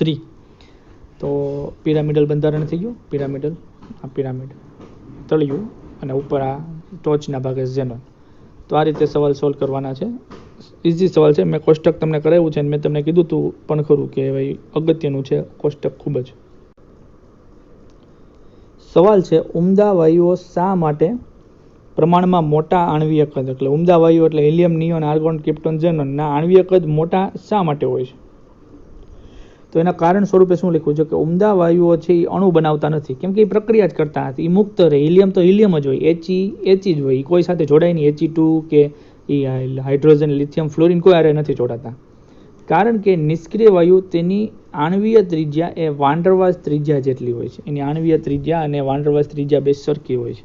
જ્યારે બીજી તરફ બીજા બધા પરમાણુની પરમાણુ ત્રિજ્યા સહસંયોજક બંધ બનાવે એટલે સહસંયોજક ત્રિજ્યા જેટલી હોય, કેમ કે જે બધા સહસંયોજક બંધ બનાવી અને અણુ બનાવતા હોય. વ્યાખ્યા એવું કહે છે કે વાન્ડરવાલ્સ ત્રિજ્યા છે એ સહસંયોજક ત્રિજ્યા કરતાં વધારે હોય છે, જ્યારે આપણી ઉમદા વાયુઓ વાન્ડરવાલ્સ ત્રિજ્યા ધરાવે છે. આ જ કારણથી એક જ આવર્તમાં રહેલા તત્વો કરતાં નિષ્ક્રિય વાયુઓના કદ સરખામણીમાં મોટા હોય છે. એટલે માનો કે આપણે વાત કરીએ કે આવર્ત નંબર 2 તો નાઇટ્રોજન, ઓક્સિજન અને ફ્લોરિન, તો ફ્લોરિન અને નિયોન, તો આ ત્રણેયની સાપેક્ષે નિયોનનું કદ મોટું હોય છે, કેમ કે નિયોન વાન્ડરવાલ્સ ત્રિજ્યા ધરાવે, ત્યારે આ બધા સંયોજનો સહસંયોજક બંધ બનાવે એટલે સહસંયોજક ત્રિજ્યા. વાન્ડરવાલ્સ ત્રિજ્યા સહસંયોજક ત્રિજ્યા કરતાં મોટી હોય એટલે નિયોનના કદ આવર્તના તત્વો કરતાં વધારે હોય છે. નિયોન અને આર્ગોન વાયુના ઉપયોગોની યાદી બનાવો એવું કીધું છે. નિયોન અને આર્ગોનના ઉપયોગોની યાદી. તો નિયોનના ઉપયોગો જોઈએ કે વિદ્યુત વીજભાર નળીમાં નિયોન, વિદ્યુત વીજભાર નળી એટલે કે જ્યાં વિદ્યુત ક્ષેત્ર ઉત્પન્ન થતું હોય ત્યાં નિષ્ક્રિય વાતાવરણ ઉત્પન્ન કરવા માટે નિયોન ભરવામાં આવે. પ્રદર્શન હેતુ માટે પ્રસ્ફુરક બલ્બ, ઝબકારા મારતો બલ્બ બનાવવા માટે પ્રદર્શન હેતુ, એટલે મૂળમાં જે ડિઝાઇનર બધા જે આપણે બલ્બ હોય છે ને કલરિંગ બધી સિરીઝ આપણે જે કહીએ છીએ, સિરીઝમાં તો સાદા બલ્બ હોય પણ મોટા મોટા જે ફંક્શન ના તે જ્યાં બધા બલ્બ હોય ત્યાં. નિયોન બલ્બનો ઉપયોગ વાનસ્પતિક બગીચાઓમાં અને ગ્રીન હાઉસમાં થાય છે, એટલે જ્યાં બધું જે ભેજવાળું અને હુંફાળું વાતાવરણ જાળવી રાખવું હોય ને ત્યાં. ત્યાર પછી આર્ગોનના ઉપયોગો, ઊંચા તાપમાને ધાતુ પ્રક્રમોમાં નિષ્ક્રિય વાતાવરણ પૂરું પાડવા માટે. આપણે ધાતુ કર્મવિધિ ચોથું ચેપ્ટર છે એ શીખશું, તેમાં આવશે ત્યારે આપણે એમાં આર્ગોન વાયુ ભરશું. વિદ્યુત બલ્બો, ઘરે જે આપણે વિદ્યુત બલ્બ પૂરા જે પીળા વાપરતા એમાં આર્ગોન વાયુ ભરવામાં આવતો. અને પ્રયોગશાળામાં હવા સંવેદનશીલ પદાર્થોના વ્યવસ્થાપનમાં, એટલે પ્રયોગશાળામાં અમુક એવા પદાર્થો હોય કે જે હવા એટલે કે ઓક્સિજન કે નાઇટ્રોજન સાથે પ્રક્રિયા કરતા હોય એટલે એ સંવેદનશીલ કહેવાય. ત્યારે આર્ગોન વાયુનું વાતાવરણ ઉત્પન્ન કરવામાં આવે, જેથી કરીને એ અમુક પદાર્થો કે જે હવા સાથે જોડાતા હોય એ ન જોડાય અને આર્ગોનના નિષ્ક્રિય વાતાવરણમાં સ્થિર રહી શકે. હવે જે આગળ સવાલો આવે છે એ એનસીઆરટી એક્ઝામ્પલરના સવાલો છે અને ખૂબ મહત્ત્વના સવાલો પણ છે. આપણે કહીએ ને જેને સ્માર્ટ અથવા તો ટ્રિકી ક્વેશ્ચન. તો સવાલ શું કહે છે કે સંપર્ક વિધિ દ્વારા H2SO4 જે આપણે બનાવતા હોય, આખી પ્રક્રિયા આકૃતિ દોર્યા હતા, ત્યારે સીધો જ SO3 વાયુને પાણીમાં શોષી અને H2SO4 બનાવી શકાતો નથી. સમજાવો. તો ત્યારે મેં પણ તમને કારણ આપ્યું હતું કે સંપર્ક વિધિમાં જ્યારે લાસ્ટ સ્ટેજમાં SO3 વાયુ બને છે એને પાણીમાં શોષી અને સીધો H2SO4 એટલે નથી બનાવી શકાતો કારણ કે આ પ્રક્રિયા ખૂબ જ ઉષ્માક્ષેપક પ્રક્રિયા છે. એટલે SO3 સીધો પાણીમાં જાય તો ઉષ્માક્ષેપક અને તેમાં એસિડનો ખૂબ ધુમાડો ઉડે અને પ્રક્રિયા મુશ્કેલ બને અને મોટાભાગે પ્રક્રિયા પ્રતિગામી થાય. એટલે તમે SO3 ને પાણીમાં શોષી લ્યો, માનો કે ભાઈ SO3 વત્તા H2O અને એમાં H2SO4, તો પહેલાં તો છે ને ઉષ્મા ક્ષેપક પ્રક્રિયા, ગરમી ઉત્પન્ન થાય. ગરમીનો ઉપયોગ કરીને ફરી પાછા બંધારણ તૂટી જાય, છૂટા પડી જાય અને વળી પાછા ધુમાડા ઉત્પન્ન થાય ફૂલ એસિડના. તો આવા સંજોગોમાં SO3 ને પાણીમાં શોષી અને સીધો H2SO4 બનાવો એ મુશ્કેલ પ્રક્રિયા સાબિત થાય છે. સમજ્યા? એટલે એને SO3 ને પાણીના બદલામાં H2SO4માં શોષી લેવામાં આવે અને ઓલિયમ બનાવી લેવામાં આવે છે અને પછી એને પાણીમાં ઉમેરો. ધીમે ધીમે SO3 એ ઓલિયમમાંથી છૂટો પડે. ઓલિયમ એટલે H2SO4 અને SO3 નું મિશ્રણ. એટલે એમાંથી SO3 છૂટો પડે ધીમે ધીમે પાણીમાં મિક્સ થતો જાય. એમોનિયાનું ઉદ્દીપકીય ઓક્સિજન વડે હવાની હાજરીમાં પ્રક્રિયા થાય. એમોનિયાની હવાની હાજરીમાં, હવા એટલે ઓક્સિજન, એમ ઉદ્દીપકની હાજરીમાં પ્રક્રિયા થાય તો બનતા નિપજનું સમીકરણ જણાવો. હવે એમોનિયા NH3 નું હવામાં ઓક્સિજન વડે રોડિયમ અને પ્લેટિનમ જેવા ઉદ્દીપકની મિશ્રણની હાજરીમાં. તો આ આપણે કઈ પ્રક્રિયા? ઓસ્વાલ્ડની પ્રક્રિયાની વાત કરી રહ્યા છીએ. 500 કેલ્વિન તાપમાને અને 9 બાર દબાણે પ્રક્રિયા થાય. ઓસ્વાલ્ડની પ્રક્રિયાનું જે પ્રથમ સમીકરણ છે એની વાત કરી રહ્યા છીએ. મેં તમને કીધું હતું 45-46 યાદ રાખવાનું. યાદ છે? અને નો અને હો એવું યાદ રાખવાનું છે. નિપજમાં શું યાદ રાખવાનું કીધું હતું? નો અને હો. નો હો. નો એટલે એનો, હો એટલે HO અને H2O. અને આ તો યાદ જ છે, એમોનિયા અને ઓક્સિજન, રોડિયમ પ્લેટિનમ મિશ્રિત ઉદ્દીપક, 500 કેલ્વિન તાપમાન અને 9 બાર દબાણ. તો આ ઓસ્વાલ્ડની જે પદ્ધતિ છે એ પણ અગત્યની પ્રક્રિયા છે. PH3 ને એટલે કે ફોસ્ફીન કહી શકાય. PH3 ફોસ્ફીન ઝેરી વાયુ છે. ધીમેથી પાણીમાં પસાર કરતા પરપોટા મળે છે જ્યારે એમોનિયા પાણીમાં ઓગળી જાય. શા માટે? તો બહુ સિમ્પલ કારણ છે, એમાં કોઈ બહુ રોકેટ સાયન્સ નથી. PH3 અને NH3 ની પાણીમાં દ્રાવ્યતા સમજો કે ભાઈ એમોનિયા છે એ પાણી સાથે હાઇડ્રોજન બંધ બનાવે છે. આપણે અગાઉ ઘણી બધી વાર વાત કરી કે એમોનિયાનો નાઇટ્રોજન છે એ પાણીના H2O ના ઓક્સિજન હાઇડ્રોજન સાથે બંધ બનાવે એટલે દ્રાવ્ય થઈ જાય. જ્યારે PH3 છે એ હાઇડ્રોજન બંધ બનાવતો નથી, તો બંધ ન બનાવે. PH3 વાયુ છે તો કોઈ પણ વાયુને પાણીમાં નાખો તો ધીમે ધીમે ઉપર આવે તો પરપોટા થવાના જ છે. સ્ટ્રો લઈને તમે કોઈ પણ પાણીમાં અંદર ડૂબાડો ને પછી ફૂંક મારો તો પરપોટા થાય, બુડબુડ થવાના જ છે. તો PH3 નથી દ્રાવ્ય થતો એટલે બહાર નીકળી જાય. તમે ફૂંક મારો છો એ કાં તો ઓક્સિજન કાં તો કાર્બન ડાયોક્સાઇડ વાયુની ફૂંક મારો છો, કાં તો નાઇટ્રોજન વાયુની ફૂંક મારો છો, હવા ભરીને આવ ફૂ કરીને. એ કાંઈ પાણીમાં ઓગળતા નથી એટલે બહાર નીકળી જાય. હમણાં એવો વાયુ હોય કે જે ઓગળી જાય છે તો અંદર ને અંદર પડ્યો રહે, બુડબુડિયા ન બોલે, સમજ્યા? ડૂબી જાય, ડુબેબલ. આ નોન ડુબેબલ છે એટલે બહાર આવે. પછીનો સવાલ છે PCl5માં sp3d સંકરણ છે. હાલો, એ તો સાબિત કરેલું છે, બરોબર.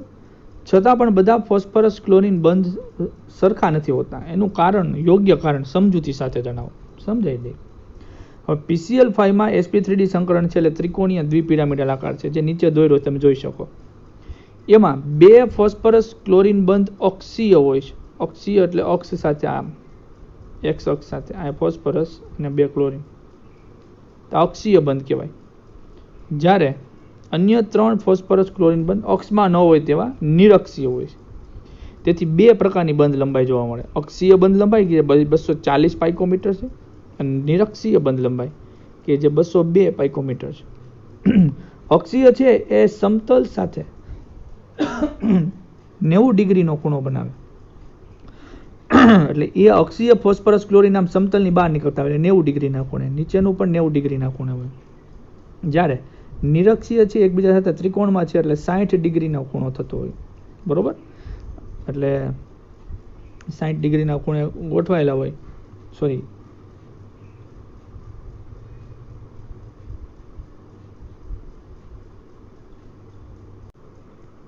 પછીનો સવાલ, નાઇટ્રિક ઓક્સાઇડ એટલે કે NO વાયુ પોતે વાયુ અવસ્થામાં અનુચુંબકીય છે. અનુચુંબકીય એટલે અયુગ્મિત ઇલેક્ટ્રોન હોય, ચુંબકીય ક્ષેત્ર પ્રત્યે આકર્ષણ ધરાવે. અને અયુગ્મિત ઇલેક્ટ્રોન હોય, એક ઇલેક્ટ્રોન એકલો પડ્યો હોય તો એ દ્રશ્યમાન વિભાગ જાનીવાલી પીનારા રંગનું શોષણ કરે અને રંગે ઉત્પન્ન કરે. જ્યારે ઘન અવસ્થામાં તે ઠંડુ પડવાના કારણે પ્રતિચુંબકીય બને છે. શા માટે? તો બહુ સિમ્પલ સવાલ છે, કોષ્ટક શીખાતા આપણને કે વાયુ સ્વરૂપે જ્યારે NO2, તો એ નાઇટ્રિક ઓક્સાઇડની પણ નાઇટ્રોજન ડાયોક્સાઇડની વાત છે. નાઇટ્રિક ઓક્સાઇડ પણ અનુચુંબકીય જ છે. વાયુ સ્વરૂપમાં NO2 છે એકાકી છે. તો આપણે સવાલમાં નાઇટ્રિક ઓક્સાઇડ કીધું છે અને નાઇટ્રિક ઓક્સાઇડ એટલે NO થાય, તો એ પણ અનુચુંબકીય છે જ, પણ જવાબમાં નાઇટ્રોજન ડાયોક્સાઇડની વાત કરીએ એટલે આપણે સવાલમાં નાઇટ્રોજન ડાયોક્સાઇડ જ કરી નાખીએ. બરોબર, તો નાઇટ્રોજન ડાયોક્સાઇડ એકાકી અણુ સ્વરૂપે છે એટલે કે NO2, જેમાં નાઇટ્રોજન પાસે અયુગ્મિત ઇલેક્ટ્રોન હોય. ચાંદલો અહીં જોઈ લેજો. હા, હવે જ્યારે એ ઠંડુ પાડો ત્યારે એ NO2 ના જે ચાંદલા સ્વરૂપે છે એ બે જોડાઈ જાય. એમ તેમ નાઇટ્રોજન છે NO2 અને આ જે એક અયુગ્મિત ઇલેક્ટ્રોન છે એ બીજા NO2 ના અયુગ્મિત ઇલેક્ટ્રોન સાથે સહસંયોજક બને તો અયુગ્મિત થઈ ગયા ને, યુગ્મિત થઈ ગયા તો હવે તો અનુચુંબકીય તો ન રહે, પ્રતિચુંબકીય થઈ જાય. બંધારણ પણ તમે જોઈ શકો અહીંયા. રેડી? પછી કહે છે ClF3 અણુ બની શકે પણ FCl3 અણુ ન બની શકે. તો ભાઈ સિમ્પલ વસ્તુ છે ને ભાઈ કે ClF3 માં મધ્યસ્થ પરમાણુ ક્લોરીન છે અને આજુબાજુમાં 3 ફ્લોરીન છે. ક્લોરીનનું કદ મોટું છે જેથી કરીને એની આજુબાજુ નાના કદના 3 ફ્લોરીન ગોઠવાઈ શકે. પણ FCl3 માં ફ્લોરીનનું કદ નાનું છે અને મોટા મોટા કદના 3 ક્લોરીન ગોઠવાય છે, જે આમ ગણો તો મુશ્કેલ છે. તો આ કારણોસર FCl3 સ્થિર રહી શકે નહીં. વિચારો તો પ્રેક્ટિકલી સ્થિર ન રહી શકે. અને આન્સરમાં લખવું હોય તો ClF3 અને FCl3 માટે મધ્યસ્થ પરમાણુનો આકાર પરથી જાણી શકાય. તો FCl3 નું મધ્યસ્થ પરમાણુનો આકાર નાનું છે એટલે અસ્તિત્વ ધરાવી શકે નહીં, કારણ કે ફ્લોરીનનું કદ ક્લોરીન કરતાં નાનું છે અને તેની વિદ્યુત ઋણતા પણ ક્લોરીન કરતાં વધારે છે. આથી એક મોટો ક્લોરીન પરમાણુ તેની આસપાસ નાના કદના 3 ફ્લોરીનને ગોઠવી શકે, પણ નાના કદનો ફ્લોરીન આજુબાજુ 3 મોટા કદના ક્લોરીનને ન ગોઠવી શકે. એટલે મૂળમાં એક મોટા જાડા માસી હોય તો એ 3 બાળકોને તેડી જઈ શકે. સમજ્યા? એ મોટા જાડા માસી એટલે ક્લોરીન, એના 3 બાળકો નાના નાના કાખમાં નાખ્યા અને એકને બીજી કાખમાં નાખ્યો અને એકને ખભે બેહાડે, XYZ ગમે. પણ એક 10 વર્ષનો છોકરો કે 3 મોટા કદના છોકરા કે 3 મોટા કદના વ્યક્તિને થોડા કંઈક તેડીને જઈ શકે? ન જઈ શકે. આ બધી એવી વાતો છે કે ફ્લોરીન નાનો છે, 3 મોટા ક્લોરીનને સાથે ન લઈ જઈ શકે. સમજ્યા? સમજેબલ? સવાલ છે SF6 જાણીતો છે જ્યારે HCl6 નહીં. શા માટે? સિમ્પલ વસ્તુ છે કે SF6માં સલ્ફરની આજુબાજુ નાના કદના 6 ફ્લોરીન ગોઠવવા સરળ પડે. 4 ફ્લોરીન સમતલમાં, એક આ સમતલને લંબ ઉપર અને એક નીચે. ફ્લોરીનનું કદ નાનું છે, એની સામે સલ્ફરની આજુબાજુમાં મોટા કદના 6 ક્લોરીન ગોઠવવા મુશ્કેલ બને. અવરોધ આ કારણોસર બંધ તૂટી જાય એટલે HCl6 સ્થાયી રહેતો નથી. ફ્લોરીનનું કદ નાનું હોવાથી 6F- આયન સરળતાથી ગોઠવાઈ શકે, જ્યારે ક્લોરીનનું કદ મોટું હોય છે. આથી Cl- આયન વચ્ચે અપાકર્ષણ વધારે થાય, તેથી સરળતાથી તે ગોઠવાઈ શકતા નથી. Cl2 વાયુ સાથે પ્રક્રિયા કરતા ફોસ્ફરસ 2 પ્રકારના હેલાઇડ આપે છે, A અને B હેલાઇડ. બરોબર, જેમાં A હેલાઇડ પીળાશ પડતો સફેદ પાવડર છે અને B રંગહીન તેલી પ્રવાહી છે. આ A અને B સંયોજનો ક્યાં છે અને એના જળ વિભાજનથી કઈ નિપજ મળે? પ્રક્રિયા તો બહુ સહેલી છે. ફોસ્ફરસ ટ્રાયક્લોરાઇડ અને ફોસ્ફરસ પેન્ટાક્લોરાઇડની વાત છે. કેમ કે એ વિશે કીધું છે પીળાશ પડતો પાવડર એટલે PCl3 છે, અને બી સહેલી પ્રવાહી કીધું એટલે PCl3. બરાબર.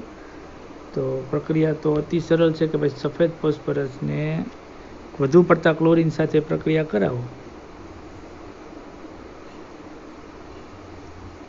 PCl5 બને. સમીકરણ સંતુલિત કરવા ફોસ્ફરસની સંખ્યા ચેક કરો, 4 છે એટલે અહીંયા 4 મૂક્યા તો ક્લોરીન થયા 5 દુ 5 ચોક 20 એટલે 10 Cl2 કરવાના. એવી રીતે સફેદ ફોસ્ફરસ થોડુંક ઓછા ક્લોરીન સાથે પ્રક્રિયા કરાવડાવો તો PCl3 બને. ફોસ્ફરસની સંખ્યા 4 એટલે અહીંયા 4 મૂક્યા તો ક્લોરીન 4 તેરી 12 એટલે 6 મૂકો એટલે 6 દુ 12 થાય. હવે બંનેનું જળ વિભાજન, તો PCl5નું જળ વિભાજન કરીએ. PCl5નો આકાર ત્રિકોણીય દ્વિપિરામિડલ છે, આપણે જાણતા હોવા જોઈએ. 1 2 3 4 5 બંધ એટલે sp3d સંકરણ. હવે એની પાણી સાથે પ્રક્રિયા કરીએ તો સર્વપ્રથમ માનો કાંઈથી H પાણીમાંથી H2O હોય ને, H અને OH બને તો આ H આ Cl સાથે જોડાય HCl બનાવે. આ OH છે એ Clના બદલામાં ગોઠવાઈ જાય. બરાબર. અને એની સાથે એના H સાથે Cl એટલે બીજો HCl છૂટો પડ્યો, બાકી વધ્યું POCl3.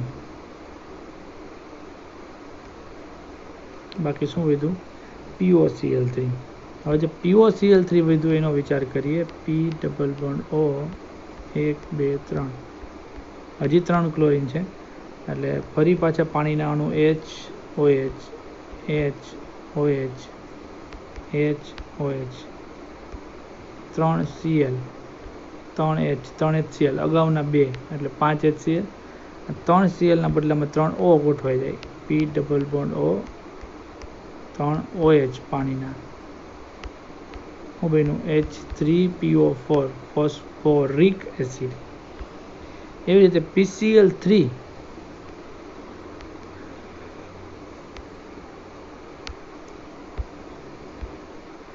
લોન પેર ઇલેક્ટ્રોન ધરાવે છે. 1 2 3 ક્લોરીન. 3 પાણીના અણુ 3 H સાથે 3 Cl છૂટા પડી જાય. 3 Clના બદલામાં 3 OH ગોઠવાઈ જાય એટલે H3PO3 ફોસ્ફરસ એસિડ બને. અતિ સહેલી પ્રક્રિયા છે. શા માટે ક્લોરીનના ઓક્સો એસિડની સ્થાયીતાનો ક્રમ નીચે મુજબ વધે છે? આ જ એસિડિકતાનો ક્રમ છે. હવે આપણે આ હાઇડ્રોજનને મુક્ત કરીએ તો એ સિવાયનો જે ભાગ વધે એની પર નજર કરો તો હાઇડ્રોજન મુક્ત થાય પછીનો જે ભાગ છે ClO minus, ClO2 minus, ClO3 minus અને ClO4 માઇનસ. એમાં ઓક્સિજન સાથે ક્લોરીન, 2 ઓક્સિજન સાથે ક્લોરીન, 3 ઓક્સિજન સાથે ક્લોરીન અને 4 ઓક્સિજન સાથે ક્લોરીન. અહીં આગળ વાંચો જોઈએ કે ઓક્સિજન કરતાં ક્લોરીન કરતાં વધારે વિદ્યુત ઋણતા છે. આમ ક્લોરીન ઉપરના જે ઋણ વીજભારો ઇલેક્ટ્રોન ચાર્જ એ ઓક્સિજનની સંખ્યા વધતા વધારે વિખરાય છે. એટલે કે અહીંયા ક્લોરીનથી ઓક્સિજન તરફ જે ઇલેક્ટ્રોન યુગ્મ ખેંચાતું હોય અહીંયા બમણું ખેંચાય, અહીંયા 3 ગણું ખેંચાય, અહીંયા 4 ગણું. કેમ કે ઓક્સિજનની સંખ્યા વધી તો ઓક્સિજનની સંખ્યા વધવાની સાથે ક્લોરીન પર રહેલો ઋણ વીજભાર ઓક્સિજનની સંખ્યા વધતા વધારે વિખરાય છે. આથી સ્થાયીતા વધે ઋણ આયનોની. તો ClO4 માઇનસ આયન સૌથી વધુ સ્થાયી છે. એનો અર્થ એમ કે તેને H પ્લસ વધુ સમય માટે મુક્ત રાખ્યો છે એટલે વધુ એસિડિક. બરાબર. અને બીજું મુખ્ય કારણ હું તમને મેઇન કહી દઉં કે HClO4માં ક્લોરીનનો ઓક્સિડેશનાંક +7 છે. એટલે આમ જુઓ તો એ 7 ઇલેક્ટ્રોન ગુમાવ્યા પછી 7 ઇલેક્ટ્રોન મેળવે એટલે સ્વીકાર SV એટલે એસિડિકતા સૌથી વધારે થાય. શા માટે ઓઝોન એટલે કે O3 O2 કરતાં ઉષ્મીય રીતે ઓછો સ્થિર છે? એટલે કે શા માટે O2 સ્થિર છે અને O3 ઓછો સ્થિર છે? એના કારણ દર્શાવતા કીધું છે કે ઓઝોન ઓક્સિજન કરતાં ઓછો સ્થિર છે. એનું કારણ O3 નું વિઘટન થાય અને O2 મળે, એટલે કે ઓઝોન તૂટે, O2 અને નવજાત ઓક્સિજન મળે. આ પ્રક્રિયામાં ઉષ્મા મુક્ત થાય છે, ઉષ્માક્ષેપક છે. ઉષ્માક્ષેપક એટલે delta H is equal to negative, અને પ્રક્રિયા આપમેળે થાય છે એટલે એન્ટ્રોપી ફેરફાર delta H is equal to positive.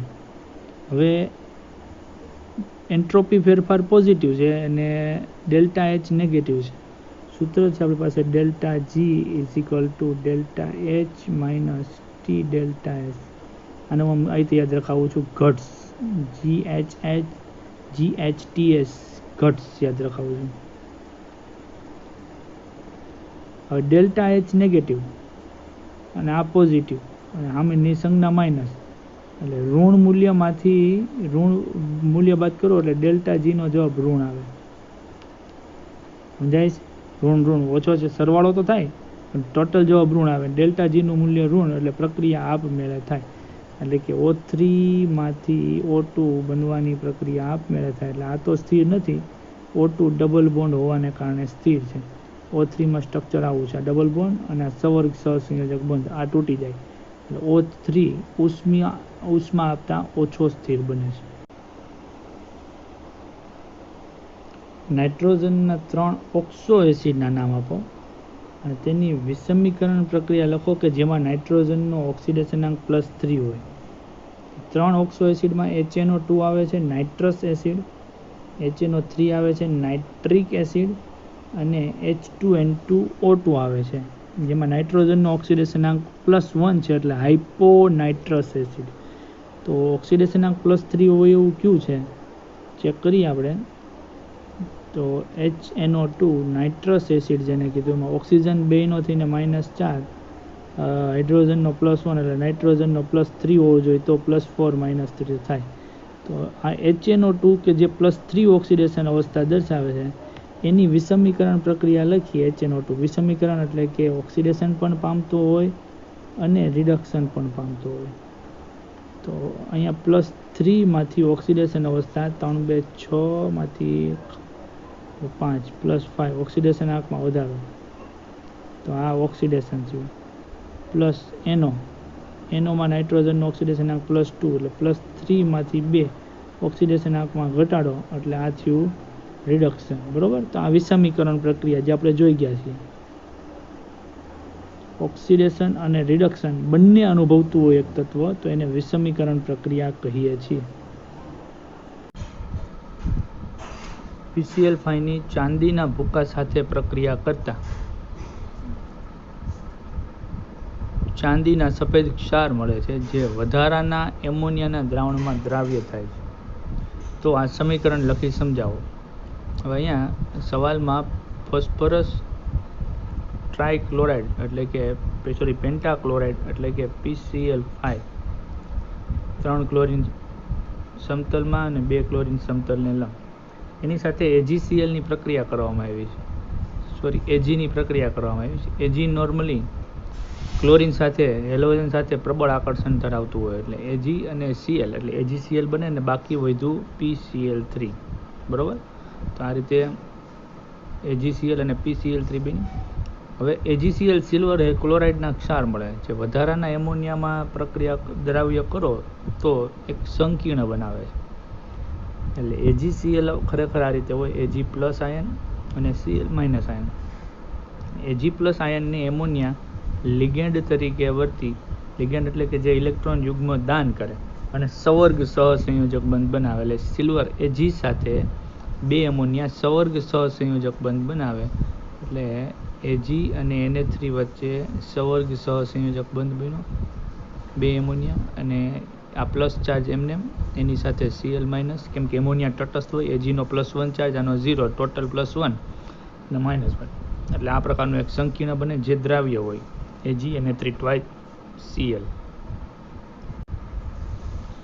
પછીનો સવાલ, ઓક્સિડેશન પ્રક્રિયાથી જે નિપજ મળે છે એ નિપજનો આધાર નાઇટ્રિક એસિડની સાંદ્રતા પર રહેલો છે. એનું ઉદાહરણ આપો. તો એ બાબતે આપણે અગાઉ પણ ચર્ચા કરી ગયા હતી કે નાઇટ્રિક એસિડની અલગ અલગ 3 સાંદ્રતા લેવાની છે. અતિમંદ એટલે કે 1 થી 5% HNO3 અને 1 થી 5% HNO3 લ્યો ત્યારે નિપજ N2O એટલે કે હાસ્યવાયુ મળે 1 થી 5%. મંદ HNO3 લ્યો એટલે NO અને સાંદ્ર HNO3 લેવામાં આવે ત્યારે નિપજ આપણને NO2 મળે. બરાબર. નાઇટ્રોજન 2 પછી કોઈ પણ 2 નહીં, પછી ઓક્સિજન 2. આ ક્રમ છે. અહીંયા ઓક્સિડેશન આંક +1 નાઇટ્રોજનનો, અહીંયા +2 ને અહીંયા ઓક્સિડેશન આંક +4. તો આ બાબતોને ધ્યાનમાં રાખવાની હોય છે કે ઓક્સિડેશનની નિપજોનો આધાર એસિડની સાંદ્રતા, પછી તાપમાન અને કયો પદાર્થ છે, ધાતુ અધાતુ શું છે, એના આધારિત છે. જુદી જુદી સાંદ્રતા ધરાવતા નાઇટ્રિક એસિડ કોપર સાથે પ્રક્રિયા કરવામાં આવે તો એક નિપજ ફિક્સ મળે, કોપર નાઇટ્રેટ. બરાબર.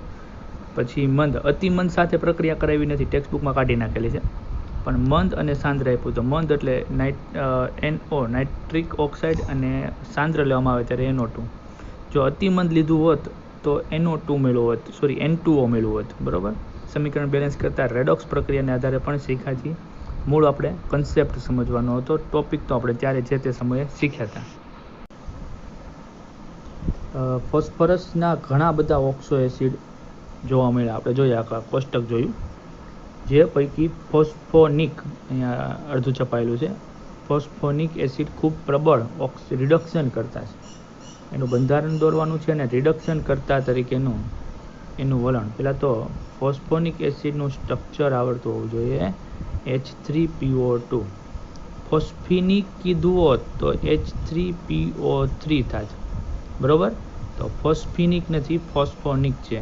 તો H3PO2 નું સ્ટ્રક્ચર આ રીતનું છે કે એક જ OH આવેલો છે, એટલે એની બેઝિકતા 1 અને બાકી 2 હાઇડ્રોજન ફોસ્ફરસ સાથે ડાયરેક્ટલી લિંક છે, એટલે 3 હાઇડ્રોજન ને 2 ઓક્સિજન 1 ફોસ્ફરસ સાથે. તો આ H3PO2 નું સ્ટ્રક્ચર છે, જે અહીંયા દર્શાવેલું છે. હવે રિડક્શન કરતાં એટલે એનું પોતાનું તો ઓક્સિડેશન થતું હોય. બરાબર. તો અહીંયા ફોસ્ફરસનો ઓક્સિડેશન આંક 2 ઓક્સિજન છે એટલે 2 ઓક્સિજનનો -4, 3 હાઇડ્રોજન છે એટલે +3, એટલે ફોસ્ફરસનો +1 હોવો જોઈએ તો જ +3 1 એટલે +4 અને -4 બેલેન્સ થાય. તો ફોસ્ફરસનો ઓક્સિડેશન આંક +1 છે અને રિડક્શન કરતા તરીકે વર્તે છે ત્યારે જ્યારે AgNO3ના જલીય દ્રાવણ સાથે પ્રક્રિયા કરવામાં આવે, સિલ્વર નાઇટ્રેટ, સિલ્વરનો ઓક્સિડેશન આંક +1 માંથી 0 થાય, એટલે એના ઓક્સિડેશન આંકમાં ઘટાડો, એટલે એનું થયું રિડક્શન.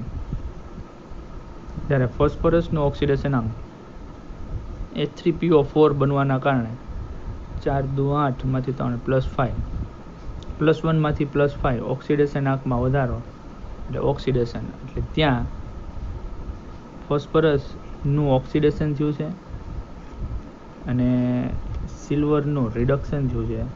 એ રિડક્શન કરવા માટે H3PO2 જવાબદાર છે, જે ફોસ્ફોરિક એસિડમાં રૂપાંતર પામે છે, એટલે એને રિડક્શન કરતા કહેવામાં આવે છે. સમીકરણ સોલ્વ કરવા માટે સાદી પદ્ધતિ અથવા તો રેડોક્સ પ્રક્રિયાની પદ્ધતિથી પણ સોલ્વ કરી શકાય છે. વિધાન અને કારણ પ્રકારના પ્રશ્નો. આ પ્રકારના પ્રશ્નો JEE નીટમાં ખાસ પૂછાતા હોય છે. વિધાન છે N2 એટલે કે ડાયનાઇટ્રોજન P4 કરતાં ઓછો ક્રિયાશીલ છે. તો એ વાત તો સાચી છે, કારણ કે નાઇટ્રોજન ટ્રિપલ બોન્ડ હોય છે, જ્યારે ફોસ્ફરસમાં કે અન્ય સમૂહના કોઈ પણ તત્વોમાં સિંગલ બોન્ડ હોય. એટલે ટ્રિપલ બોન્ડ તોડવો મુશ્કેલ, એટલે સક્રિયતા ઓછી, ફોસ્ફરસની સક્રિયતા વધુ હોય છે. તો N2 એ P4 કરતાં, સફેદ ફોસ્ફરસ કરતાં ઓછો ક્રિયાશીલ છે, એ વાત સાચી. એનું કારણ દર્શાવવા માટે એવું કીધું છે. કારણ આ છે કે નહીં એ જણાવવાનું છે. કારણ કે N2ની ઇલેક્ટ્રોન પ્રાપ્તિ એન્થાલ્પી P4 કરતાં વધારે હોય છે. તો ઇલેક્ટ્રોન પ્રાપ્તિ એન્થાલ્પીને ક્રિયાશીલતા કંઈ લેવા દેવા નથી. ક્રિયાશીલતા માટે તો ટ્રિપલ બંધ જવાબદાર છે. તો વિધાન સાચું છે, પણ એનું કારણ ખોટું છે. એટલે વિધાન સાચું જ્યારે એનું કારણ ખોટું છે. અહીંયા જો સમજૂતી આપી છે કે N2 એ P4 કરતાં ઓછો સક્રિય છે, કારણ કે N2માં ટ્રિપલ બોન્ડ છે. આથી P4 કરતાં આ બંધ તોડવા વધુ ઉર્જાની જરૂર પડે, જે મુશ્કેલ છે. એટલે N2 વધુ સક્રિયતાથી પ્રક્રિયા કરતો હોતો નથી. વિધાન ઊંધું લખાઈ ગયું છે. HNO3 હોવું જોઈએ. HNO3 લોખંડને નિષ્ક્રિય બનાવે છે, અને એનું કારણ કે HNO3 NHO3 છે ને, HNO3 સમજો. કારણ HNO3 દ્વારા લોખંડની સપાટી પર ફેરિક નાઇટ્રેટનું પડ ચલે છે. હવે પહેલી જે વાત કરી ને કે લોખંડને નિષ્ક્રિય બનાવે છે, તો Fe ની સપાટી પર જ્યારે HNO3 પડે તો HNO3 પ્રબળ ઓક્સિડેશન કરતા છે. એટલે લોખંડમાં કાટ લાગી અને Fe2O3 × XH2O, આ કાટનું સૂત્ર છે, Fe2O3 XH2O, એટલે કાટ બને એટલે લોખંડ નિષ્ક્રિય થઈ જાય, નકામો પડી જાય. એટલે કારણ તો સાચું છે, પણ એમ કહે છે કે HNO3 દ્વારા લોખંડની સપાટી પર ફેરિક નાઇટ્રેટ, ફેરિક એટલે Fe+3 અને NO3 થ્રાઇસ, તો ફેરિક નાઇટ્રેટ નથી બનતું, ફેરિક ઓક્સાઇડ એટલે કે કાટ બને છે. એટલે કારણ ખોટું છે. વિધાન સાચું છે, પરંતુ કારણ ખોટું છે, કેમ કે HNO3 દ્વારા લોખંડની સપાટી પર આયર્ન ઓક્સાઇડ Fe2O3 નું આવરણ બને નિષ્ક્રિય, જેથી લોખંડ HNO3માં ઓગળતું નથી, પણ ફેરિક નાઇટ્રેટનું પડ બનતું નથી. પછીનું વિધાન, પોટેશિયમ આયોડાઇડ Ki ની સાંદ્ર H2SO4 સાથેની પ્રક્રિયા દ્વારા HI બનતો નથી. નોર્મલી શું થાય કે ભાઈ પોટેશિયમ આયોડાઇડ છે, માનો કે ને કોઈ પ્રબળ એસિડ HNO3 કે HCl લેવામાં આવે, તો અહીંથી K+ અને Cl- KCl, અહીંથી I- અને H, એટલે HI બનતો હોય છે. પરંતુ H2SO4 ની બાબતમાં આવું થતું નથી. એનું શું કારણ છે? કારણ કે પોટેશિયમ આયોડાઇડ અને H2SO4 વચ્ચેની પ્રક્રિયા થાય અને જો એમાંથી HI બને, માનો કે, તો એ HI માંથી I2 બની જતું, એટલે -1 માંથી 0 ઓક્સિડેશન આંકમાં વધારો, અને ઓક્સિડેશન કરવાનું કામ H2SO4 કરતો હોય છે. એટલે HI બને પણ એનું તાત્કાલિક I2માં રૂપાંતરિત થતું હોય, બરોબર. એટલે વાત તો સાચી છે. ત્યાર પછી બીજા ક્રમની વાત કરી છે કે બધા જ હેલોજન એસિડ પૈકી HIમાં હાઇડ્રોજન હેલોજન બંધ પ્રબળતા સૌથી ઓછી. તો એ વાત સાચી છે, કેમ કે HIમાં બંધ લંબાઈ વધી જાય, એટલે બંધ નબળો બની જાય, સરળતાથી તૂટે. એની કરતાં HBrમાં મજબૂત બંધન છે, એની કરતાં હજી વધારે HCl, એની કરતાં HF સૌથી ઓછી પ્રબળતા હાઇડ્રોજન આયોડિન બંધમાં હોય છે. તો અહીંયા વિધાન અને કારણ બંને સાચા છે, પરંતુ એમાં સમજૂતી હોય એવું લાગતું નથી, કેમ કે KIમાંથી HI બનતો નથી H2SO4 સાથે. એની માટે કાંઈ હાઇડ્રોજન આયોડિન બંધની નિર્બળતા જવાબદાર નથી, બરાબર. એટલે અહીંયા વિધાન અને કારણ બંને સાચા છે, પણ કારણ એ વિધાનને યોગ્ય રીતે સમજાવી શકતું નથી.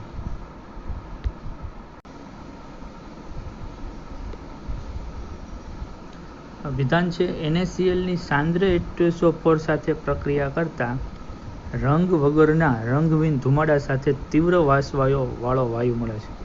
તો NaCl અને H2SO4 નીચે જુઓ તો એની સાથેની પ્રક્રિયા થાય તો શું થાય? NaCl માંથી બને Na+ અને Cl-, H2SO4 માંથી બને 2H+ અને SO4- 2. એટલે 2 મોલ NaCl લઈએ તો H+ અને Cl- HCl અને Na2SO4, બરાબર. NaCl 2 મોલ લખતા ભૂલી ગયા. અને આ HClના કારણે રંગવિહીન ધુમાડા ઉત્પન્ન થાય છે. HClના ધુમાડા એ HCl છે, અને તેમાં MnO2 ઉમેરવામાં આવે, કેમ કે HCl ઉત્પન્ન થયો છે, એમાં MnO2 ઉમેરવામાં આવે તો MnO2 ઉમેરવામાં આવે તો HClમાં MnO2 ઉમેરતા HClમાંથી Cl2 છૂટો પડે છે. HClમાંથી ડાયક્લોરિન વાયુ છૂટો પડે છે, એટલે એનો રંગ લીલાશ પડતો પીળો છે, ડાયક્લોરિનનો, તમને ખ્યાલ છે, બરોબર. તો MnO2 ઉમેરતા મેંગેનીઝ ડાયોક્સાઇડ ઓક્સિડેશન કરતાનું કામ કરે, એટલે HClમાંથી Cl છૂટો પડે અને એનું ઓક્સિડેશન થાય. HCl આપણે ડેકન વિધિમાં શીખતા હતા. MnO2માં Clનું ઓક્સિડેશન આંક -1 માંથી 0 ઓક્સિડેશન આંકમાં વધારો, એટલે ઓક્સિડેશન થયું. તો કારણ શું કહે છે? કારણ કહે છે કે MnO2 HCl નું Cl2 માં ઓક્સિડેશન કરે છે. તો કારણ સાચું છે. વિધાન અને કારણ બંને સાચા છે ને કારણ એ વિધાનની યોગ્ય સમજૂતી છે. આ એ પ્રકારનો સવાલ છે. કૂટ પ્રશ્ન ટાઈપનો સવાલ એવું કહે છે કે અસ્ફટિકમય ઘન A ને હવામાં સળગાવતા B નામનો વાયુ મળે છે. આ જે B નામનો વાયુ મળ્યો એ ચૂનાના પાણીને દૂધિયું બનાવે છે. સલ્ફાઇડ ખનિજ એટલે કે S, માનો કે FeS, HgS ના ભૂંજનથી પણ આ વાયુ આઠ પેદાશ તરીકે મળે છે. અહીંયા એક હિન્ટ મળી કે સલ્ફાઇડ ખનિજનું ભૂંજન કરો તો આઠ પેદાશ તરીકે તો આપણને SO2 વાયુ મળે છે. એ જ વાયુ B છે એટલે B વાયુ મળી ગયો આપણને SO2. હવે આ SO2 વાયુ એસિડિક KMnO4 ને રંગહીન બનાવે છે તથા Fe+3 નું Fe+2 માં એટલે કે ફેરિકનું ફેરસમાં રૂપાંતર કરે છે. તો આ ઘન એ કયો હશે? B વાયુ તો મળી ગયો. તેની પ્રક્રિયાઓ જણાવો. તો સલ્ફરનો ઘન આપણે જાણીએ છીએ S8 ઘન થાય, જે હવામાં ઓક્સિજન સાથે પ્રક્રિયા કરે એટલે સલ્ફર ડાયોક્સાઇડ બનાવે. એટલે 8 સલ્ફર છે એટલે SO2 8 કર્યા, ઓક્સિજનને 8 કરવા પડે. SO2 વાયુ કેલ્શિયમ હાઇડ્રોક્સાઇડના દ્રાવણ સાથે પ્રક્રિયા કરીએ આપણે, કેલ્શિયમ હાઇડ્રોક્સાઇડ એટલે CaOH ટ્વાઇસ, એટલે એમાંથી બને Ca+2 એન્ડ 2OH માઇનસ, અને એની પ્રક્રિયા SO2 સાથે કરીએ એટલે 2 OH છે, OH તો એક O અને એક H, H2O બન્યો, અને SO2 ઓક્સિજન સાથે જોડાયેલ SO3, CaSO3. જેમ CaCO3 બને કેલ્શિયમ કાર્બોનેટ, એમ CaSO3 એટલે એ બન્યું દૂધિયું દ્રાવણ. બરોબર, જે સવાલમાં કીધું છે. ત્યાર પછી KMnO4 સાથે પ્રક્રિયા કરીએ, ટેક્સ્ટબુકની જ પ્રક્રિયા છે. SO2 નું SO4 માં રૂપાંતર થાય અને Mn+7 નું પ્રક્રિયા દરમિયાન Mn+2 માં રિડક્શન થાય, જેથી કરીને એનો રંગ જાંબલીમાંથી, કેમ કે Mn+7 નો જાંબલી રંગ છે, બરોબર, Mn+2 રંગવિહીન છે, રૂપાંતર થાય. પછી Fe+3 નું Fe+2 માં +2 આવે, Fe+3 માંથી 2 ઓક્સિડેશન આંકમાં ઘટાડો, રિડક્શન કરે, જ્યારે SO2 નું ઓક્સિડેશન થાય, જો ઓક્સિજન મેળવા છે અને ઓક્સિડેશન આંકમાં વધારો થાય છે, ઓક્સિડેશન થાય. તો આ પ્રક્રિયા ટેક્સ્ટબુકની બેઠી છે. તો આપણને મળી ગયો કે ઘન A તરીકે જે છે એ S8 છે અને વાયુ B છે એ SO2 છે. સવાલ છે lead-2 નાઇટ્રેટ એટલે Pb નો ઓક્સિડેશન આંક +3 ને ગરમ કરતા કથ્થાઈ રંગનો વાયુ A મળે છે. આ વાયુને ઠંડો પાડતા રંગવિહીન ઘન B મળે છે. B ને NO ની હાજરીમાં ગરમ કરતા ભૂરા રંગનો પદાર્થ C મળે છે. તો ABC કયા પદાર્થ છે અને તેમના પ્રક્રિયાનું સમીકરણ લખો. B અને C ના બંધારણ દોરો. હવે શબ્દ આપણે આગળ વધીએ તો lead-2 નાઇટ્રેટ એટલે Pb+2 NO3 જોડાણો એટલે PbNO3 ટ્વાઇસ. એને ગરમ કરતા A નામનો જે વાયુ મળ્યો એનો રંગ કથ્થાઈ છે. એને ઠંડુ પાડતા રંગવિહીન પદાર્થ B મળ્યો, આનો કોઈ રંગ નથી.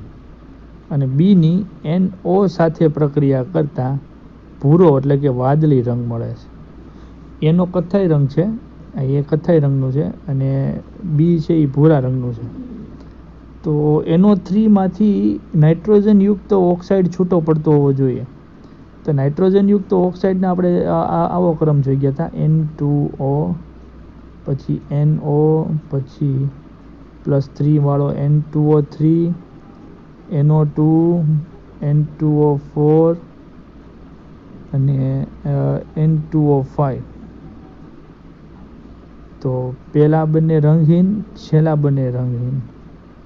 વચલા વાદળી બદામી, વચલા વાદળી બદામી એટલે N2O3 નો ભૂરો રંગ છે, એટલે જે C છે ભૂરો પદાર્થ N2O3 હોવો જોઈએ. બદામી એટલે કથ્થાઈ, તો એ નામનો વાયુ છે ને કથ્થાઈ રંગનો બને છે, N2 એટલે કે NO2, કથ્થાઈ એટલે બદામી, એટલે એ નામનો કથ્થાઈ રંગનો વાયુ એટલે NO2 હોવો જોઈએ. તો અહીંયા સમીકરણ બેઠા આપી લીધેલા છે. આપણે એ વસ્તુને ચકાસી લીધેલી છે કે PbNO3 ટ્વાઇસને ગરમ કરવામાં આવે છે ત્યારે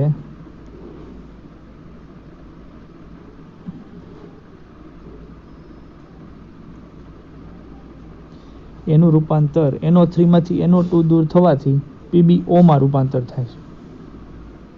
O2 નીકળે છે. આ ટેક્સ્ટબુકની બેઠી પ્રક્રિયા. અને NO2 વાયુ એ અયુગ્મિત ઇલેક્ટ્રોનના કારણે કથ્થાઈ રંગનો છે. NO2 ને ઠંડા પાડો એટલે બે NO2 ના અણુ જોડાઈ જાય એટલે N2O4 નામનો પદાર્થ બની જાય અને એનો અયુગ્મિત ઇલેક્ટ્રોન જોડાઈ જાય NO2 ના બેના. N ડબલ બોન્ડ O અયુગ્મિત ઇલેક્ટ્રોન, આ N ડબલ બોન્ડ O આ એનો અયુગ્મિત ઇલેક્ટ્રોન, જેના કારણે રંગ હતા પણ હવે સહસંયોજક બંધ બનાવી નાખે સિંગલ બોન્ડો, જેથી કરીને સિંગલ બોન્ડ બને, જેથી કરીને N2O4 બની ગયો એટલે એ રંગહીન થઈ ગયો. હવે N2O4 ને એનો સાથે જ્યારે ગરમ કરવામાં આવે ત્યારે એનું રૂપાંતર ટેક્સ્ટબુકની પ્રક્રિયા છે N2O3 માં રૂપાંતર થાય. 250 કેલ્વિન તાપમાને બે વાયુ સંઘનિત થાય અને એ વાદળી રંગનો ઘન પદાર્થ બને. બરોબર, એટલે આપણે જવાબ મળી ગયો છે. એ નામનો વાયુ છે એ કોણ છે? NO2. પછી રંગહીન ઘન પદાર્થ છે એ કોણ છે? N2O4. અને ભૂરા રંગનો પદાર્થ જે C મળે છે કોણ છે? N2O3. અને સવાલમાં ABCના B અને C ના બંધારણ દોરવાના કીધા છે. એટલે N2O4 નું N2O3 નું બંધારણ તો આમ તો તમે જાણો છો, ટેક્સ્ટબુકમાં બેઠે બેઠું આપણે એકદમ વ્યવસ્થિત શીખેલા છીએ જ છે.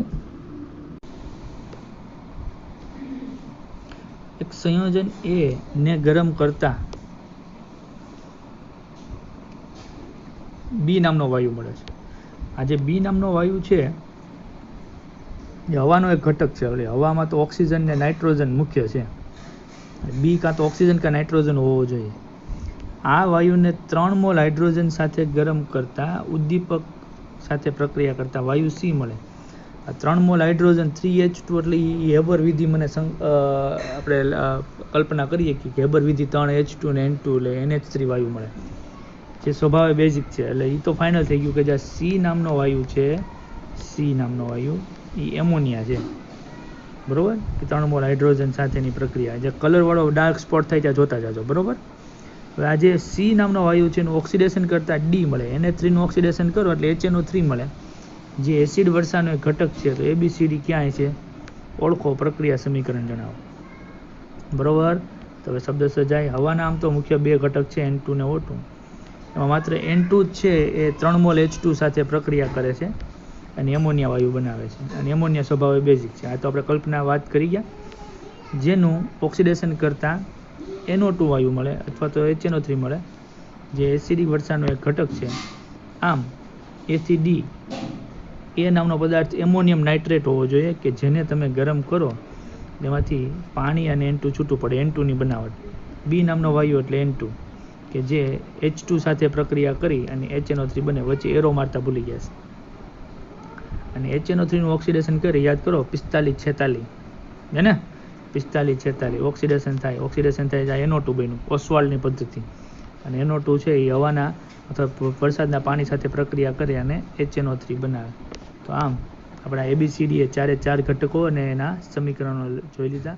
તમારે પણ લખી લેવા.